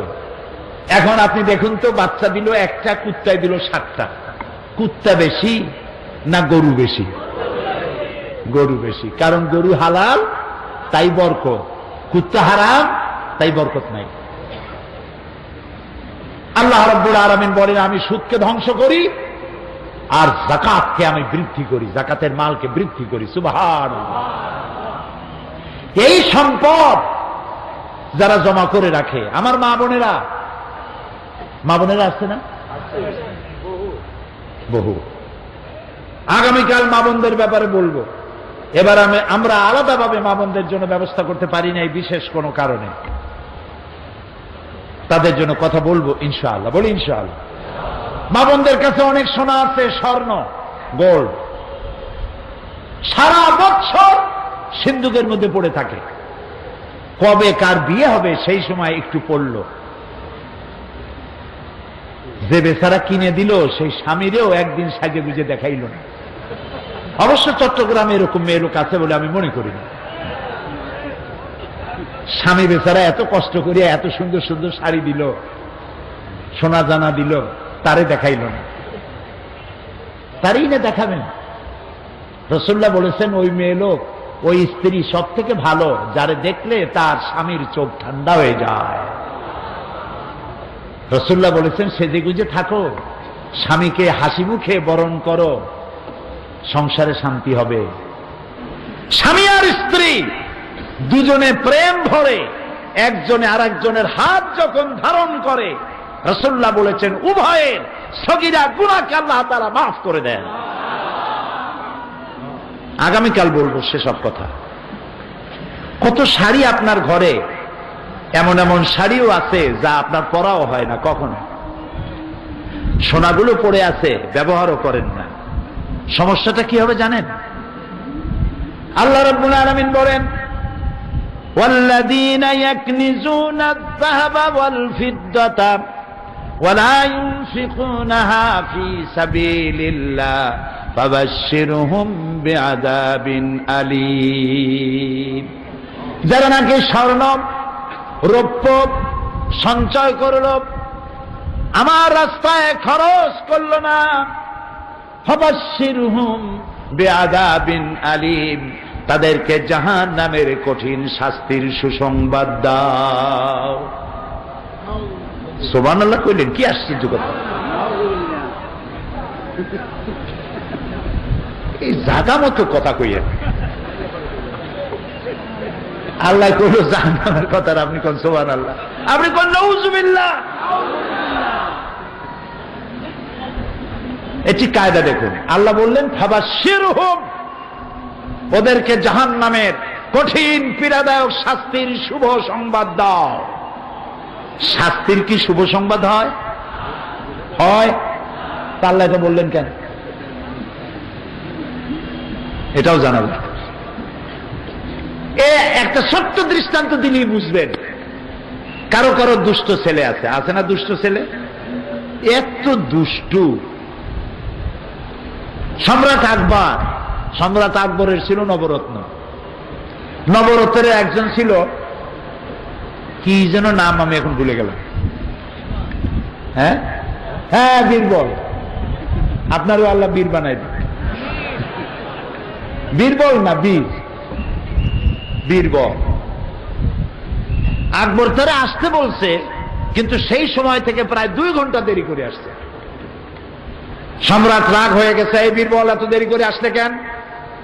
কয় যে জাহাপানা, আমার একটা ছেলে আছে এত দুষ্ট, তারে কোন রকম মানাইতেই পারলাম না, তাকে মানাতে গিয়ে আমার 2 ঘন্টা সময় লাগলো। একবার কয় যে তুমি কি আমারে পাগল পাইছো নাকি? একটা ছোট্ট বাচ্চা তারে ঠান্ডা করা যায় না, 2 ঘন্টা সময় লাগে? আমি এটা বিশ্বাস করি না, তুমি অন্য কোনো কাজে ছিলা, মিথ্যা কথা কইতেছ। বীরবল কয় না স্যার, জাহাপানা সত্য বলছি। কয় আমি বিশ্বাস করি না। বীরবল বলছে বিশ্বাস যদি না করেন তাহলে আমি আপনার বিশ্বাস করাই। কয় করাও, কিরকম করবা? কয় আপনি আমার আব্বা হন, আমি আপনার বাচ্চা হই। বীরবল বাচ্চা হইছে, এখন আকবর হইছে আব্বা। এখন বীরবল কাঁদতেছে, বাচ্চার মতো করে কাঁদতেছে। আকবর জিজ্ঞেস করছে, কান্দিস কেন? কয় আব্বু আমার একটা হান্ডি কিনে দাও, একটা হাড়ি কিনে দাও। তো দিল একটা হাড়ি কিনে। আবারও কান্দে, আবার কান্দিস কেন? আমার একটা হাতি কিনে দাও। তো দিল একটা হাতি। এখন আরো ভ্যা ভ্যা করে কাঁদতেছে, আরে এখন আবার কান্দিস কেন? হান্ডি চাইলি, পাতিল চাইলি, পাতিল দিলাম, হাতি চাইলে হাতি দিলাম, এখন কান্দিস কেন? কয় আব্বু এই হাতিটার এই হাড়ির মধ্যে ঢুকাই দাও। আকবর কইল, ঠিকই তুমি বলছো, বাচ্চা বুঝানো যায় না। কিছু বাচ্চা আছে দারুণ দুষ্টু। এই বাচ্চা মায় যখন ঠান্ডা করতে না পারে, তখন মা বলে যে বাপ রাখ, তোর বাপ আসুক, তোর বাপেরে আমি সব শোনাবো আজ। এমন পিট্টি দেবে, তখন বুঝবি মজা কারে কর। পিটাইলে কি মজা হয়? তাহলে মায় মজার কথা কইল কেন? শাস্তির তীব্রতা বোঝাবার জন্য মজা শব্দ ব্যবহার করা হয়েছে। ফাবাশশিরহুম বিআযাবিন আলীম, যারা সোনা দানা জমা করে রাখে, আমার রাস্তায় খরচ করে না, তীব্র শাস্তির শুভ সংবাদ দিয়ে দাও। সেই শাস্তিটা কি? আল্লাহ রাব্বুল আলামিন বলেন, ইয়াউমা ইউহমা আলাইহা ফি নারি জাহান্নামা ফাতুকওয়া বিহা জিবাহুহুম ওয়া জুনুবুহুম ওয়া যুহুরুহুম হাযা মা কানাজতুম লিআনফুসিকুম ফাযুকু মা কুনতুম তাকনিজুন। এমন একদিন আসবে যখন তোমার সঞ্চিত সম্পদ, স্বর্ণ রৌপ্য জাহান্নামের আগুন দিয়ে জ্বালানো হবে। ইন্না লিল্লাহি ওয়া ইন্না ইলাইহি রাজিউন। মা বোনেরা কান পেতে শুনুন, ভাইয়েরা শুনুন। স্বর্ণ জমা করেছেন, যাকাত দেন নাই। এই স্বর্ণ, এই রৌপ্য, এই ডায়মন্ড জাহান্নামের আগুন দিয়ে জ্বালানো হবে। কে বলতেছেন? আল্লাহ। আল্লাহ আল্লাহ। কোন মৌলভী সাহেবের ফতোয়া নয়, কোন মুফতির ফতোয়া নয়, আমার আল্লাহ বলছেন জাহান্নামের আগুন দিয়ে তোমার সোনার উপরে জ্বালানো হবে। এটারে গরম বানাইয়া জাহান্নামের আগুন দিয়ে সিল বানানো হবে। তারপরে তোমার কপালের উপরে, তোমার পার্শ্ব দেশে এবং তোমার পৃষ্ঠ দেশে সিল মারা হবে, আর বলা হবে হাযা মা কানাজতুম লিআনফুসিকুম। এ হচ্ছে সেই তোমার সঞ্চিত ধনরাশি যা তুমি আমার রাস্তায় খরচ করনি, এখন এর মজা চাকো। ফাযুকু মা কুনতুম তাকনিজুন, যা সঞ্চয় করেছিল সেই শাস্তি এখন ভোগ করো। নাউযুবিল্লাহ। সবাই বলি নাউযুবিল্লাহ। প্রিয় ভাই সব, আমার মা বোনেরা, 7.5 তোলার নিচ পর্যন্ত যাকাত না দিলে চলবে। স্বর্ণ যদি 7.5 তোলা হয়ে যায় তখন যাকাত দিতে হবে। 7.5 তোলার উপরে যখন গেল তখন একেবারে গোড়া থেকে শুরু করে সবটা দেওয়া লাগবে। বাজার দরে যে দাম হয় তার 2.5% করে আপনাকে দিতে হবে, এর থেকে কোনো মাপ নাই। সেজন্য এখন সোনা আপনি বেশি রাখবেন অথবা কম রাখবেন, সেটা আপনি নিজে চিন্তা করেন, নিজে বোঝেন। এই অর্থ স্বর্ণের জন্য 7.5 তোলা, রূপার জন্য 52.5 তোলা, ছাগলের জন্য 40টি, গরুর জন্য 30টি হলে পরেই একটা করে দিতে হবে। এরপরে দেবেন ওসর, ফসলের যাকাত, এটাকে ওসর বলা হয়। আমার দেশে একটা হিসাব আমরা করেছি। এই বাংলাদেশে আপনারা জানেন আমি একটা ব্যাংকের সাথে জড়িত আছি, জানেন ওইটার নাম কি? ইসলামী ব্যাংক। ওর জন্ম লগ্ন থেকে এর সাথে আছি। ব্যাংকে থাকার কারণে অন্যান্য ব্যাংকের খোঁজ খবর জানি। বর্তমান সময় যদি বাংলাদেশে সরকার যাকাতের টাকা আদায় করে তাহলে একেবারে কম করে হলেও 6,000 কোটি টাকা যাকাত এক বছরে কালেকশন হতে পারে। লক্ষ লক্ষ একর দরগার নামে, মাজারের নামে, বিভিন্ন নামে লক্ষ লক্ষ সরকারি জমিন ওয়াকফ এস্টেট দখল করে বসে আছে সিন্দাবাদের দৈত্যরা। কি জবাব দেবা কিয়ামতের দিন? ফেডারেশন বানাইছো, এটা ফেডারেশন নয়, পেটের রেশন। কি জবাব দিবা? হারামখোর! এই অর্থ সম্পত্তি যদি গভর্নমেন্ট উদ্ধার করতে পারত আর যদি যাকাত কালেকশন করতে পারত, আল্লাহর কসম বাংলাদেশের দারিদ্র বিমোচনের জন্য একটি টাকাও পৃথিবীর কোন দেশ থেকে বাংলাদেশে আমদানি করা লাগবে না, লাগবে না, লাগবে না। ইসলাম একটি সাবলীল সুন্দর ব্যবস্থা দিয়েছে। কারে কারে যাকাত দিতে হবে সে কথাও আল্লাহ বলে দিয়েছেন। গরিবদের দিবা, ফকিরদের দিবা, মিসকিনদের দিবা, ফি সাবিলিল্লাহ দিবা। ইসলামী সমাজ কল্যাণ পরিষদ যে কাজগুলি করে এই কাজে আল্লাহর রাস্তায় বেশি বেশি করে সাহায্য করবে, তাহলে আল্লাহ তাআলা তোমাদেরকে বেশি বেশি করে দিবেন। প্রিয় ভাই সব, ইসলাম অর্থনৈতিক নিরাপত্তার জন্য এক তো দিল যাকাত আর এক দিল কাজ। কাজ করে খাইতে হবে, বসে থাকতে পারবে না। এই জন্য আমি যুবকদের বলি, লেখাপড়া শিক্ষা করে চাকরি না পাওয়া পর্যন্ত বিয়ে করবে না। এই বিবাহ করে শ্বশুরের কান্দে সিন্দাবাদের ভূত হয়ে বসে থাকে, বাপের কান্দে চড়ে, আর কাজ করতে চায় না। অবশ্য চট্টগ্রামে এরকমের লোক আছে বলে মনে হয় না। বিএ পাস করছে, কাজী লাঙ্গলে হাত দেওয়া যায় না। বিএ পাস করেছে, চুরি করে খাবে, পকেট মারবে, তাও ভালো। রিক্সা চালাবো না, বেবি ট্যাক্সির হ্যান্ডেলে হাত দেব না, আমি তো একজন মডার্ন এডুকেটেড পারসন। চুরি করবে সেও ভালো। কথা বুঝতে পেরেছেন? এই অবস্থা থাকতে পারবে না, কাজ করতে হবে। নবী করিম সাল্লাল্লাহু আলাইহি ওয়াসাল্লাম বলেছেন, ইজা সাল্লাইতুমুল ফজরা ফালা তানুমু আন তালবি আরযাকিকুম। ফজরের নামাজ যখন পড়া হয়ে গেছে ঘুমায় থাকো না, বেরিয়ে যাও, রিজেক অনুসন্ধান করো। আমার ক্ষেত খামার, কল কারখানা, আদালত, শিক্ষাঙ্গন সব জায়গায় ছড়িয়ে পড়ো, আমি রিজেক ছড়িয়ে রেখেছি। আর গরিব মানুষকে সাহায্য সহানুভূতির হস্তকে সম্প্রসারিত করো। ওয়াকফুলু গানিয়ুহুম ফাকিরাহুম, সমাজের সচ্ছল ব্যক্তিরা তাদের গরিবদেরকে সাহায্য করবে। নবী করিম সাল্লাল্লাহু আলাইহি ওয়াসাল্লাম তিনি একটি ব্যাংক তৈরি করেছিলেন, তার ব্যাংকের নাম ছিল বাইতুল মাল। বলেন তো নাম কি? বাইতুল মাল। এই বাইতুল মাল ব্যাংকটি তিনি যেদিন উদ্বোধন করেন সেদিন তিনি বলেছিলেন, মান তারাকা দায়নান আউদিয়ান ফালাইয়া।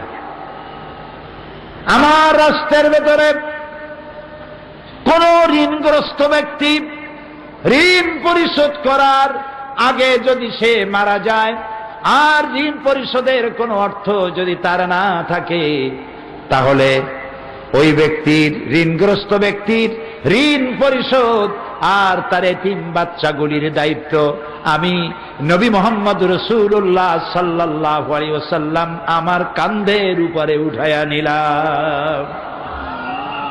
এর নাম ইসলাম। এর নাম কি? ইতিহাস দেখুন, গল্প গুজব তাফসীরের ময়দানে নয়, কোরআনের কথা, হাদিসের কথা, ইতিহাসের কথা। ওমর ইবনে আব্দুল আজিজ রাহমাতুল্লাহ আলাইহির সময় আল্লাহর দেওয়া এই অর্থনীতি, যাকাত ভিত্তিক অর্থ ব্যবস্থা চালু হওয়ার পর বাজারে বাজারে ঢোল পেটানো হতো, যাকাত কে নেবে, যাকাত কে নেবে। একটা লোক পাওয়া যায় নাই। একটি লোক 3 দিন ঘুরতেছে একটা বস্তা নিয়ে, টাকার বস্তা, সাদাকা। কারে দেবে লোক পায় না। একটা মরুভূমির মধ্যে বসে আছে, আহারে যদি একটা গরিব পাইতাম। অনেকক্ষণ বসে থাকার পর দেখলো একটা লোক আসছে, দাড়িতে ধুলাবালি মাখা, ঘাড়ে একটা বস্তা। আসসালামু আলাইকুম, আল্লাহর মেহেরবানি আমি পাইছি একজন গরিব। হুজুর, আমি 3 দিন এই রাষ্ট্রের বিভিন্ন জায়গায় ঘুরছি, একটা গরিব পাইলাম না। এই টাকাগুলো আমার কাছে আছে, সাদাকার টাকা, আপনি নিয়ে আমারে উদ্ধার করেন। আগন্তুক বলছে, মিয়া তোমার মাথার স্ক্রু কি ঢিলা?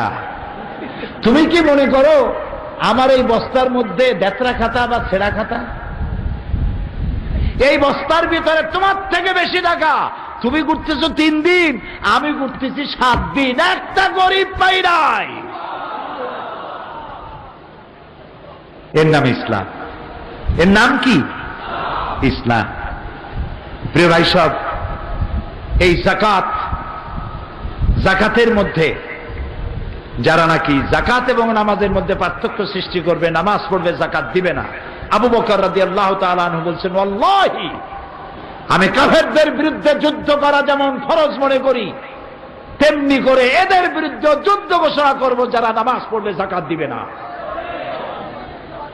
যাকাত আদায় করতেই হবে। আল্লাহ যেন তৌফিক আমাদের দেয়, বলেন আমিন। প্রিয় ভাই সব, আমার বাংলাদেশ পৃথিবীর সব থেকে সুখী দেশ। আলহামদুলিল্লাহ বলবেন। পৃথিবীর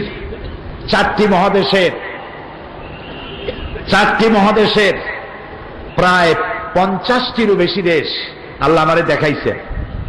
আমার জীবনের স্বপ্নের দেশ, সব থেকে প্রিয় দেশ, মহব্বতের জায়গা মক্কা আল মুকাররমা, মদিনা আল মুনাওয়ারা। এরপরেই আমার কলিজার সাথে, আমার রক্তের সাথে, আমার ঐতিহ্যের সাথে সম্পৃক্ত আমার মাতৃভূমি, প্রিয় জন্মভূমি বাংলাদেশ। আমাদের দেশের নাম কি?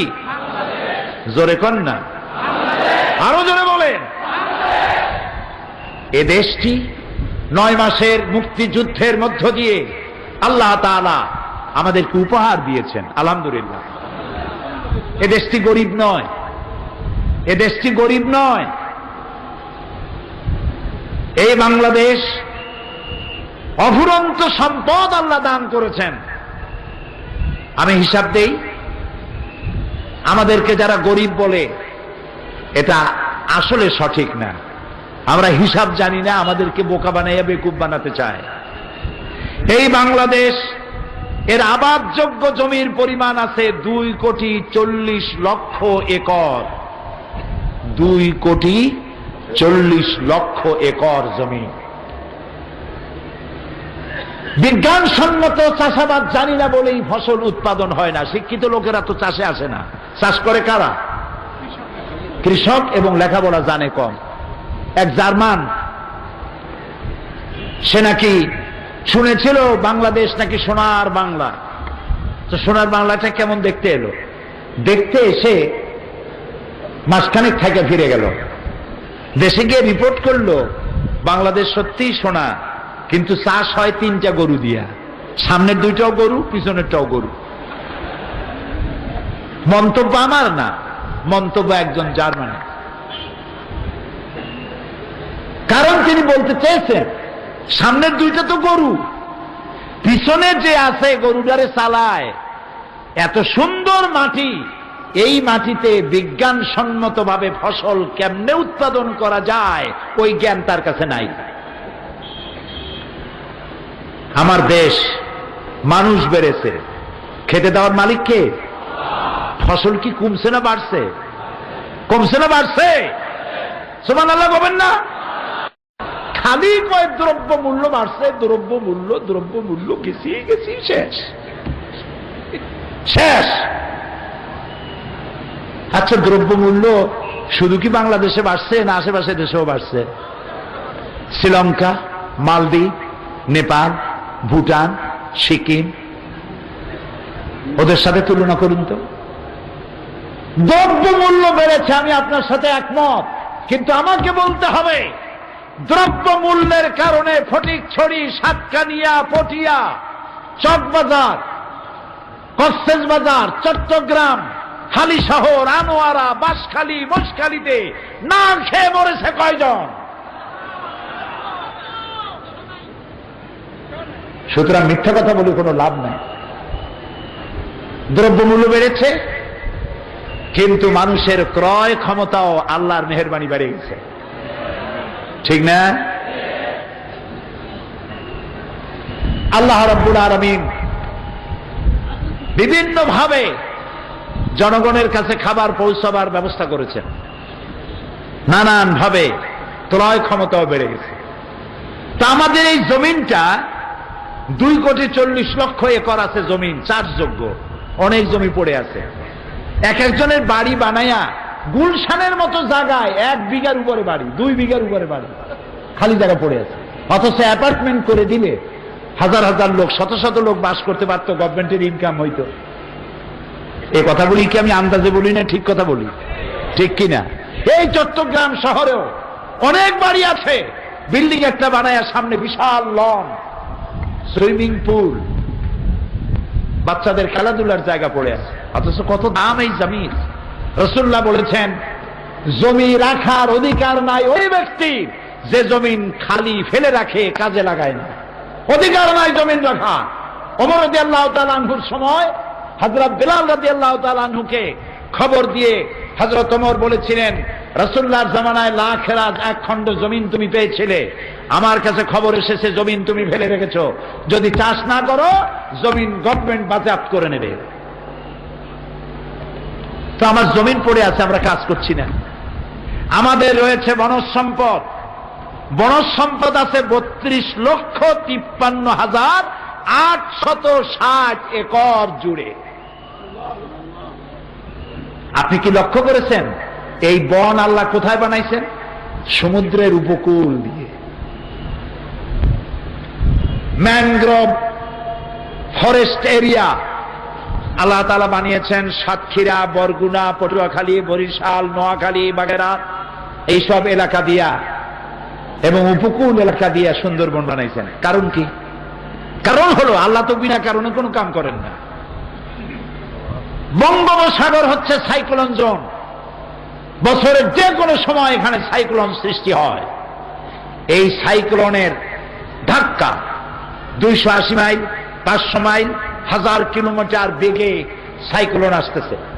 এই সাইক্লোন যদি কোনো বাধা না পায়, প্রথম ধাক্কায় কক্সবাজার উড়ে যাবে, চট্টগ্রাম উড়ে যাবে, প্রথম ধাক্কায় উড়ে যাবে পটুয়াখালী, বরগুনা, বরিশাল, পিরোজপুর, বাগেরহাট। আল্লাহ তাআলা সমুদ্রের পারে উপকূলীয় এলাকায় পাহাড় আর সুন্দর বন গাছ লাগাইয়া প্রথম ধাক্কাটাকেই অর্ধেক শক্তি কমায় দিয়ে দিলেন। আল্লাহু আকবার। সরকার আবার এই সুন্দরবনকে বাঁচাবার জন্য ফরেস্ট ডিপার্টমেন্ট করেছে। সেই ফরেস্ট ডিপার্টমেন্টের লোকেরা মাশাআল্লাহ গাছগুলা কাইটিয়া কুটিয়া খাইয়া মনে হয় দাব্বাতুল আরদ আইসে কি খাবে, ওরাই সব শেষ করতেছে। আল্লাহ দেখলেন যে এগুলো আমি বানাইছিলাম মানব গোষ্ঠী যেন বংশানুক্রমে এগুলি ভোগ করতে পারে, কিন্তু এরাই তো খেয়ে শেষ করে ফেলাবে। আল্লাহ তাআলা তাই নিজেই কিছু গাছের ব্যবস্থা করে দিলেন। সেই গাছগুলি কি? Royal Bengal tiger. সামনে পড়ে যান, বলেন যে স্যার 10 কোটি টাকা ঘুষ দেব, শুনবে? এক থাপ্পড় দিয়া কল্লা ফুটবলের মতো উড়ায় দেবে। আল্লাহ তাআলা দিয়েছেন বিশাল বনজ সম্পদ। আমাদের রয়েছে পানি সম্পদ। বাংলাদেশে 250টি ছোট বড় নদ নদী আছে, যার দৈর্ঘ্য 3200 বর্গ মাইল। বিশাল পানি সম্পদ রয়েছে। গ্যাস সম্পদ 100 বছরেও ফুরাবে না। আলহামদুলিল্লাহ কন। আলহামদুলিল্লাহ যত আসতে কবেন, গ্যাস তত কমতে থাকবে। কত জোরে আলহামদুলিল্লাহ। লাইন শাকারতুম লাযীদান্নাকুম ওয়া লাইন কাফারতুম ইন্না আযাবি লাশাদীদ। যদি শুকর আদায় করো বাড়ায় দেব, আর যদি শুকর আদায় না করো শাস্তি দেব। আমাদের রয়েছে মৎস্য সম্পদ, পশু সম্পদ, সর্বোপরি মানব সম্পদ। 14 কোটি মানুষের 28 কোটি হাত। এই 28 কোটি হাত যদি ভিক্ষার হাত না হয়ে কর্মীর হাত হয়ে যায়, তাহলে এই বাংলাদেশ আবার মাথা উঁচু করে দাঁড়াতে পারবে ইমানের বলে বলিয়ান হয়ে। যুদ্ধ বিধ্বস্ত জাপান কোত্থেকে কই গেল, উত্তর কোরিয়া কোথায়, অস্ট্রেলিয়ার মেলবোর্ন ইউনিভার্সিটিতে আমার প্রোগ্রাম ছিল। ব্যাংকক হয়ে যাচ্ছিলাম থাই এয়ারলাইনে। ব্যাংককে নামলাম যাত্রা বিরতি। থাইল্যান্ড, যারা মহিলাদের সতীত্ব বিক্রি করে জীবন চালাইতো, সেই দেশে এয়ারপোর্ট থেকে আমার হোটেল পর্যন্ত 30 কিলোমিটার লম্বা ফ্লাইওভার, বিশাল বিশাল ইমারত। ছোট্ট দেশ সিঙ্গাপুর কোথা থেকে কোথায় গেছে। বাংলাদেশ যে তিমিরে, সেই তিমিরে শুধুমাত্র প্রতিহিংসার রাজনীতির কারণে বাংলাদেশ মৃত্যুর কাছাকাছি পৌঁছে গিয়েছে। হিংসা আর হিংসার আগুনে জ্বলছে। আল্লাহ এর থেকে আমাদেরকে রক্ষা করুন, আমরা বলি আমিন। প্রিয় ভাই সব, এত সব সম্পদ থাকতেও আমরা গরিব। এর কারণ হলো আমরা কোরআন ছেড়েছি। আমরা গোড়া থেকেই একটা ষড়যন্ত্রের শিকার। 200 বছর এই দেশ ছিল ব্রিটিশের গোলামি, ছিল না? তারপরে পাকিস্তানের অর্থনৈতিক এবং রাজনৈতিক শোষণ, এরপরে পূর্ণাঙ্গ স্বাধীনতা আমরা লাভ করলাম। দেশের 90% লোক মুসলমান। পৃথিবীর খ্রিস্টান শক্তি চেয়েছে আমাদেরকে খ্রিস্টান বানাতে, কমিউনিস্টরা চেয়েছে আমাদেরকে নাস্তিক বানাতে, আর ভারত চেয়েছে তাদের পদলেহী গোলামদের দিয়ে এই দেশটাকে ধর্ম নিরপেক্ষ মতবাদের দেশে পরিণত করতে।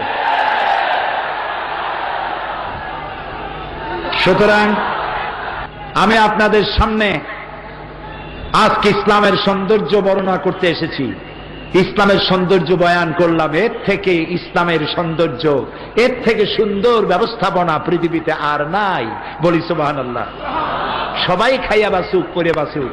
হিন্দুর সাথে আমাদের কোনো বিরোধ নাই, খ্রিস্টানের সাথে, বৌদ্ধের সাথে বিরোধ নাই, উপজাতীয়দের সাথে বিরোধ নাই। আমরা সবাই প্রীতি, প্রেম আর ভালোবাসায় আমরা ডুবে আছি। আলহামদুলিল্লাহ বলবেন না? আমি জানি না চট্টগ্রামের অবস্থা কি। আমি আমার পিরোজপুরের কথা বলি।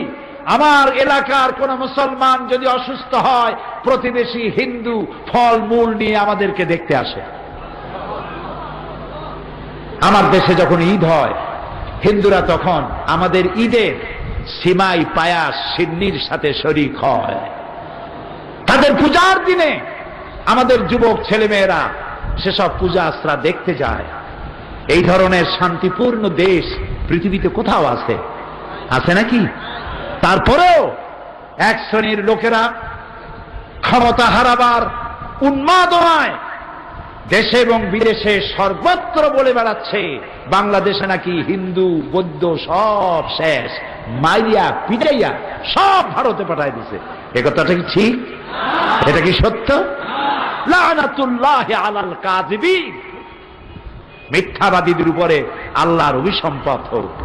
প্রিয় ভাই সব, আজ আমি কোরআনে কারীমের ইন্নাদ-দীনা ইনদাল্লাহিল ইসলামের কথা বলতে গিয়ে আরেকটি কথা আপনাদেরকে শোনাতে চাই। শুনবেন? সেটি হচ্ছে ইসলাম হলো আল্লাহর। আমি বলেছিলাম আল্লাহ যা যা বানাইছেন শয়তান তার উল্টা আর একটা বানাইছে, ঠিক না? জোরে বলেন ঠিক না? আচ্ছা বলেন তো, আল্লাহ বানাইছেন খেলাফত, শয়তান বানাইছে কি? মুলুকিয়াত, রাজতন্ত্র। আল্লাহ বানিয়েছেন যাকাত ব্যবস্থা, শয়তান বানাইছে কি? আল্লাহ বানাইছেন জীবন আদর্শ ইসলাম, শয়তান বানাইছে কি? ধর্মনিরপেক্ষ মতবাদ। ধর্মনিরপেক্ষবাদীরা তারা মানুষকে বোকা বানাবার জন্যে তারা বলে ধর্মনিরপেক্ষতার মানে ধর্মহীনতা নয়। আসলে বিষয়টি এর সম্পূর্ণ বিপরীত। আমি পার্লামেন্টে, আল্লাহর দয়া, আমি তো ভিন্ন জগতের মানুষ, কোরআনের ছাত্র, আল্লাহ দয়া করলেন, পার্লামেন্টে নিলেন। পার্লামেন্টে যারা ধর্মনিরপেক্ষ মতবাদ বিশ্বাস করে তাদের সামনে আমি বক্তব্য রেখেছি। পার্লামেন্টে রেকর্ড থাকবে, যতদিন পার্লামেন্ট থাকবে আমার বক্তৃতার রেকর্ড থাকবে। সে বক্তব্যে আমি বলেছি বিশ্ববিখ্যাত সমস্ত ডিকশনারি সেকুলারিজম, ধর্মনিরপেক্ষতার অর্থ কি আমি পার্লামেন্টকে শোনাইছি। ডিকশনারি দিয়ে তাদের আমি বলেছি ধর্ম নিরপেক্ষতার অর্থই হচ্ছে ধর্মহীনতা। আপনাদেরকে রেকর্ড করার জন্য, কারণ চট্টগ্রাম তাফসিরের মাহফিল স্পন্দন অডিও ভিজুয়ালের মাধ্যমে গোটা বিশ্বে ছড়িয়ে যায়। আলহামদুলিল্লাহ বলেন। যে প্রতিষ্ঠান চট্টগ্রামের তাফসিরের মাহফিল অত্যন্ত আন্তরিকতার সাথে শৈল্পিক সৌন্দর্য দিয়ে বিশ্বময় ছড়ায়, আল্লাহ যেন এই প্রতিষ্ঠান কবুল করে নেন। বিশ্ববিখ্যাত Random House dictionary of English language, এ বইতে ধর্মনিরপেক্ষ মতবাদ সেকুলারিজমের শব্দের 3টি সংজ্ঞা দেওয়া হয়েছে। Number 1, not regarded as religious or spiritually sacred, এর অর্থ হলো যা ধর্মীয় বা আধ্যাত্মিক বলে বিবেচিত নয়। Number 2, not pertaining to or connected with any religion, যা কোন ধর্মের সাথে সম্পর্কিত নয়। not belonging to a religious order, যা কোন ধর্ম বিশ্বাসের অন্তর্গত নয়, এটার নামই হলো সেকুলারিজম। এবার আসুন চেম্বার্স ডিকশনারির মতে সেকুলারিজমের অর্থ হচ্ছে the believe that the state morals education should be independent of religion. এর অর্থ হচ্ছে ধর্মনিরপেক্ষ মতবাদ হচ্ছে এমন এক বিশ্বাস যার মতে রাষ্ট্র, নৈতিক শিক্ষা ইত্যাদি সব কিছু থেকে অবশ্যই ধর্মমুক্ত হতে হবে। এবার শুনুন অক্সফোর্ড ডিকশনারি কি বলে। অক্সফোর্ড ডিকশনারির মতে secularism means the ডক্টরিন morality should be based solely on regarded to the well-being of mankind in the recent life, to exclusion of all consideration drawn from belief in God or in future state. এর অর্থ হচ্ছে ধর্মনিরপেক্ষ মতবাদ হচ্ছে এমন এক মতবাদ যা মনে করে আল্লাহ বিশ্বাস বা পরকাল বিশ্বাস নির্ভর সমস্ত বিবেচনা থেকে মুক্ত। মানব জাতির বর্তমান কল্যাণ চিন্তার উপরে ভিত্তি করে নৈতিকতা গড়ে উঠবে। এবার আসুন ইনসাইক্লোপিডিয়া ব্রিটানিকা কি বলছে। ইনসাইক্লোপিডিয়া ব্রিটানিকা সহ বিশ্বের সকল বিশ্বকোষ সেকুলারিজমের অর্থ করা হয়েছে secular spirit or tendency, especially on social philosophy that rejects all forms religious faith. ধর্মনিরপেক্ষ মতবাদ হচ্ছে সেই রাজনৈতিক দর্শন যা সকল ধর্ম বিশ্বাসকেই প্রত্যাখ্যান করে। It rejects all forms of religious faith. ধর্ম বিশ্বাস থেকে মুক্ত, সেটার নামই হচ্ছে ধর্মনিরপেক্ষ মতবাদ। Number 2, the view the public education and other matters of civil society should be conducted without the introduction of a religious element. এর অর্থ হচ্ছে সেকুলারিজম বা ধর্মনিরপেক্ষতার একমাত্র অর্থ স্বাধীনতা, কোন ধর্মের অন্তর্গত না থাকা, ধর্মদ্রোহিতা। সেকুলারিজম তত ধর্মনিরপেক্ষতার অন্য কোনো অর্থ বা সংজ্ঞা দুনিয়ার কোনো ডিকশনারিতে নেই। ধর্মনিরপেক্ষ মতবাদ তাই এমন এক বিষাক্ত মতবাদ যা ঐশ্বরিক নয়, যা সম্পূর্ণ মানব রচিত ধর্মদ্রোহী মতবাদ, একটি কুফরি মতবাদ। রাজনীতি এবং রাষ্ট্রনীতির সাথে ধর্মনিরপেক্ষ মতবাদের মূল কথা শুনতেছেন আপনারা? শুনতেছেন? দলিল ছাড়া কথা বলবো না।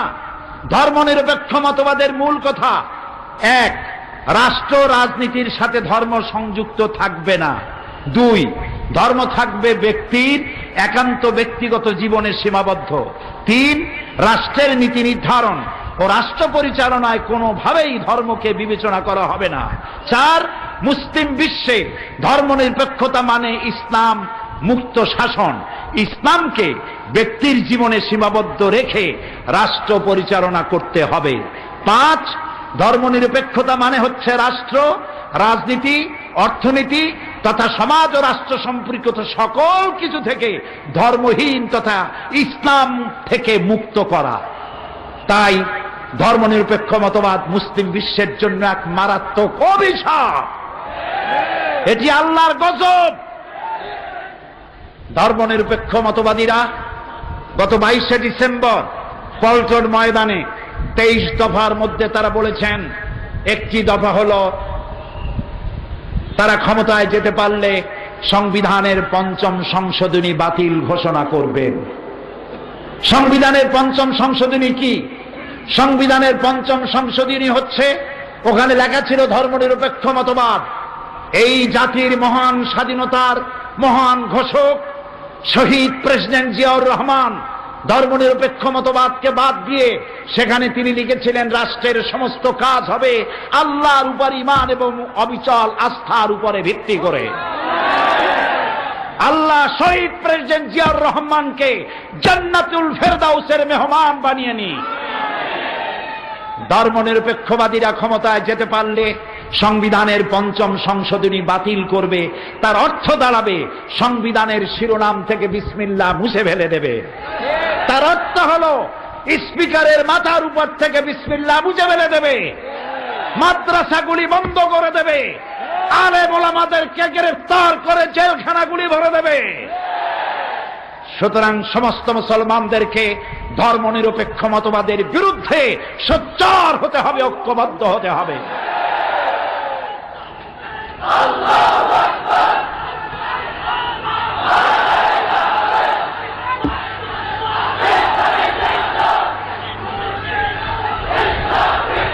এবার আল্লাহ তাআলা বলছেন, আল্লাহর কথা শুনুন। ডিকশনারির কথা তো সব শুনাইলাম, আল্লাহর কথা শুনবেন না? সেটাই তো বেশি শুনতে হবে। আল্লাহ কি বলছেন? আল্লাহ রাব্বুল আলামিন বলেন, আফাতুমিনুনা বিবা'দিল কিতাবি ওয়া তাকফুরুনা বিবা'দ ফামা জাযাউ মান ইয়াফআলু যালিকা মিনকুম ইল্লা খিজিউন ফিল হায়াতিদ দুনিয়া ওয়া ইয়াউমাল কিয়ামাতি ইউরাদ্দুনা ইলা আশাদ্দিল আযাব। তোমরা কি আল্লাহর কিছু কথাকে মানবে আর কিছু কথাকে করবে অস্বীকার?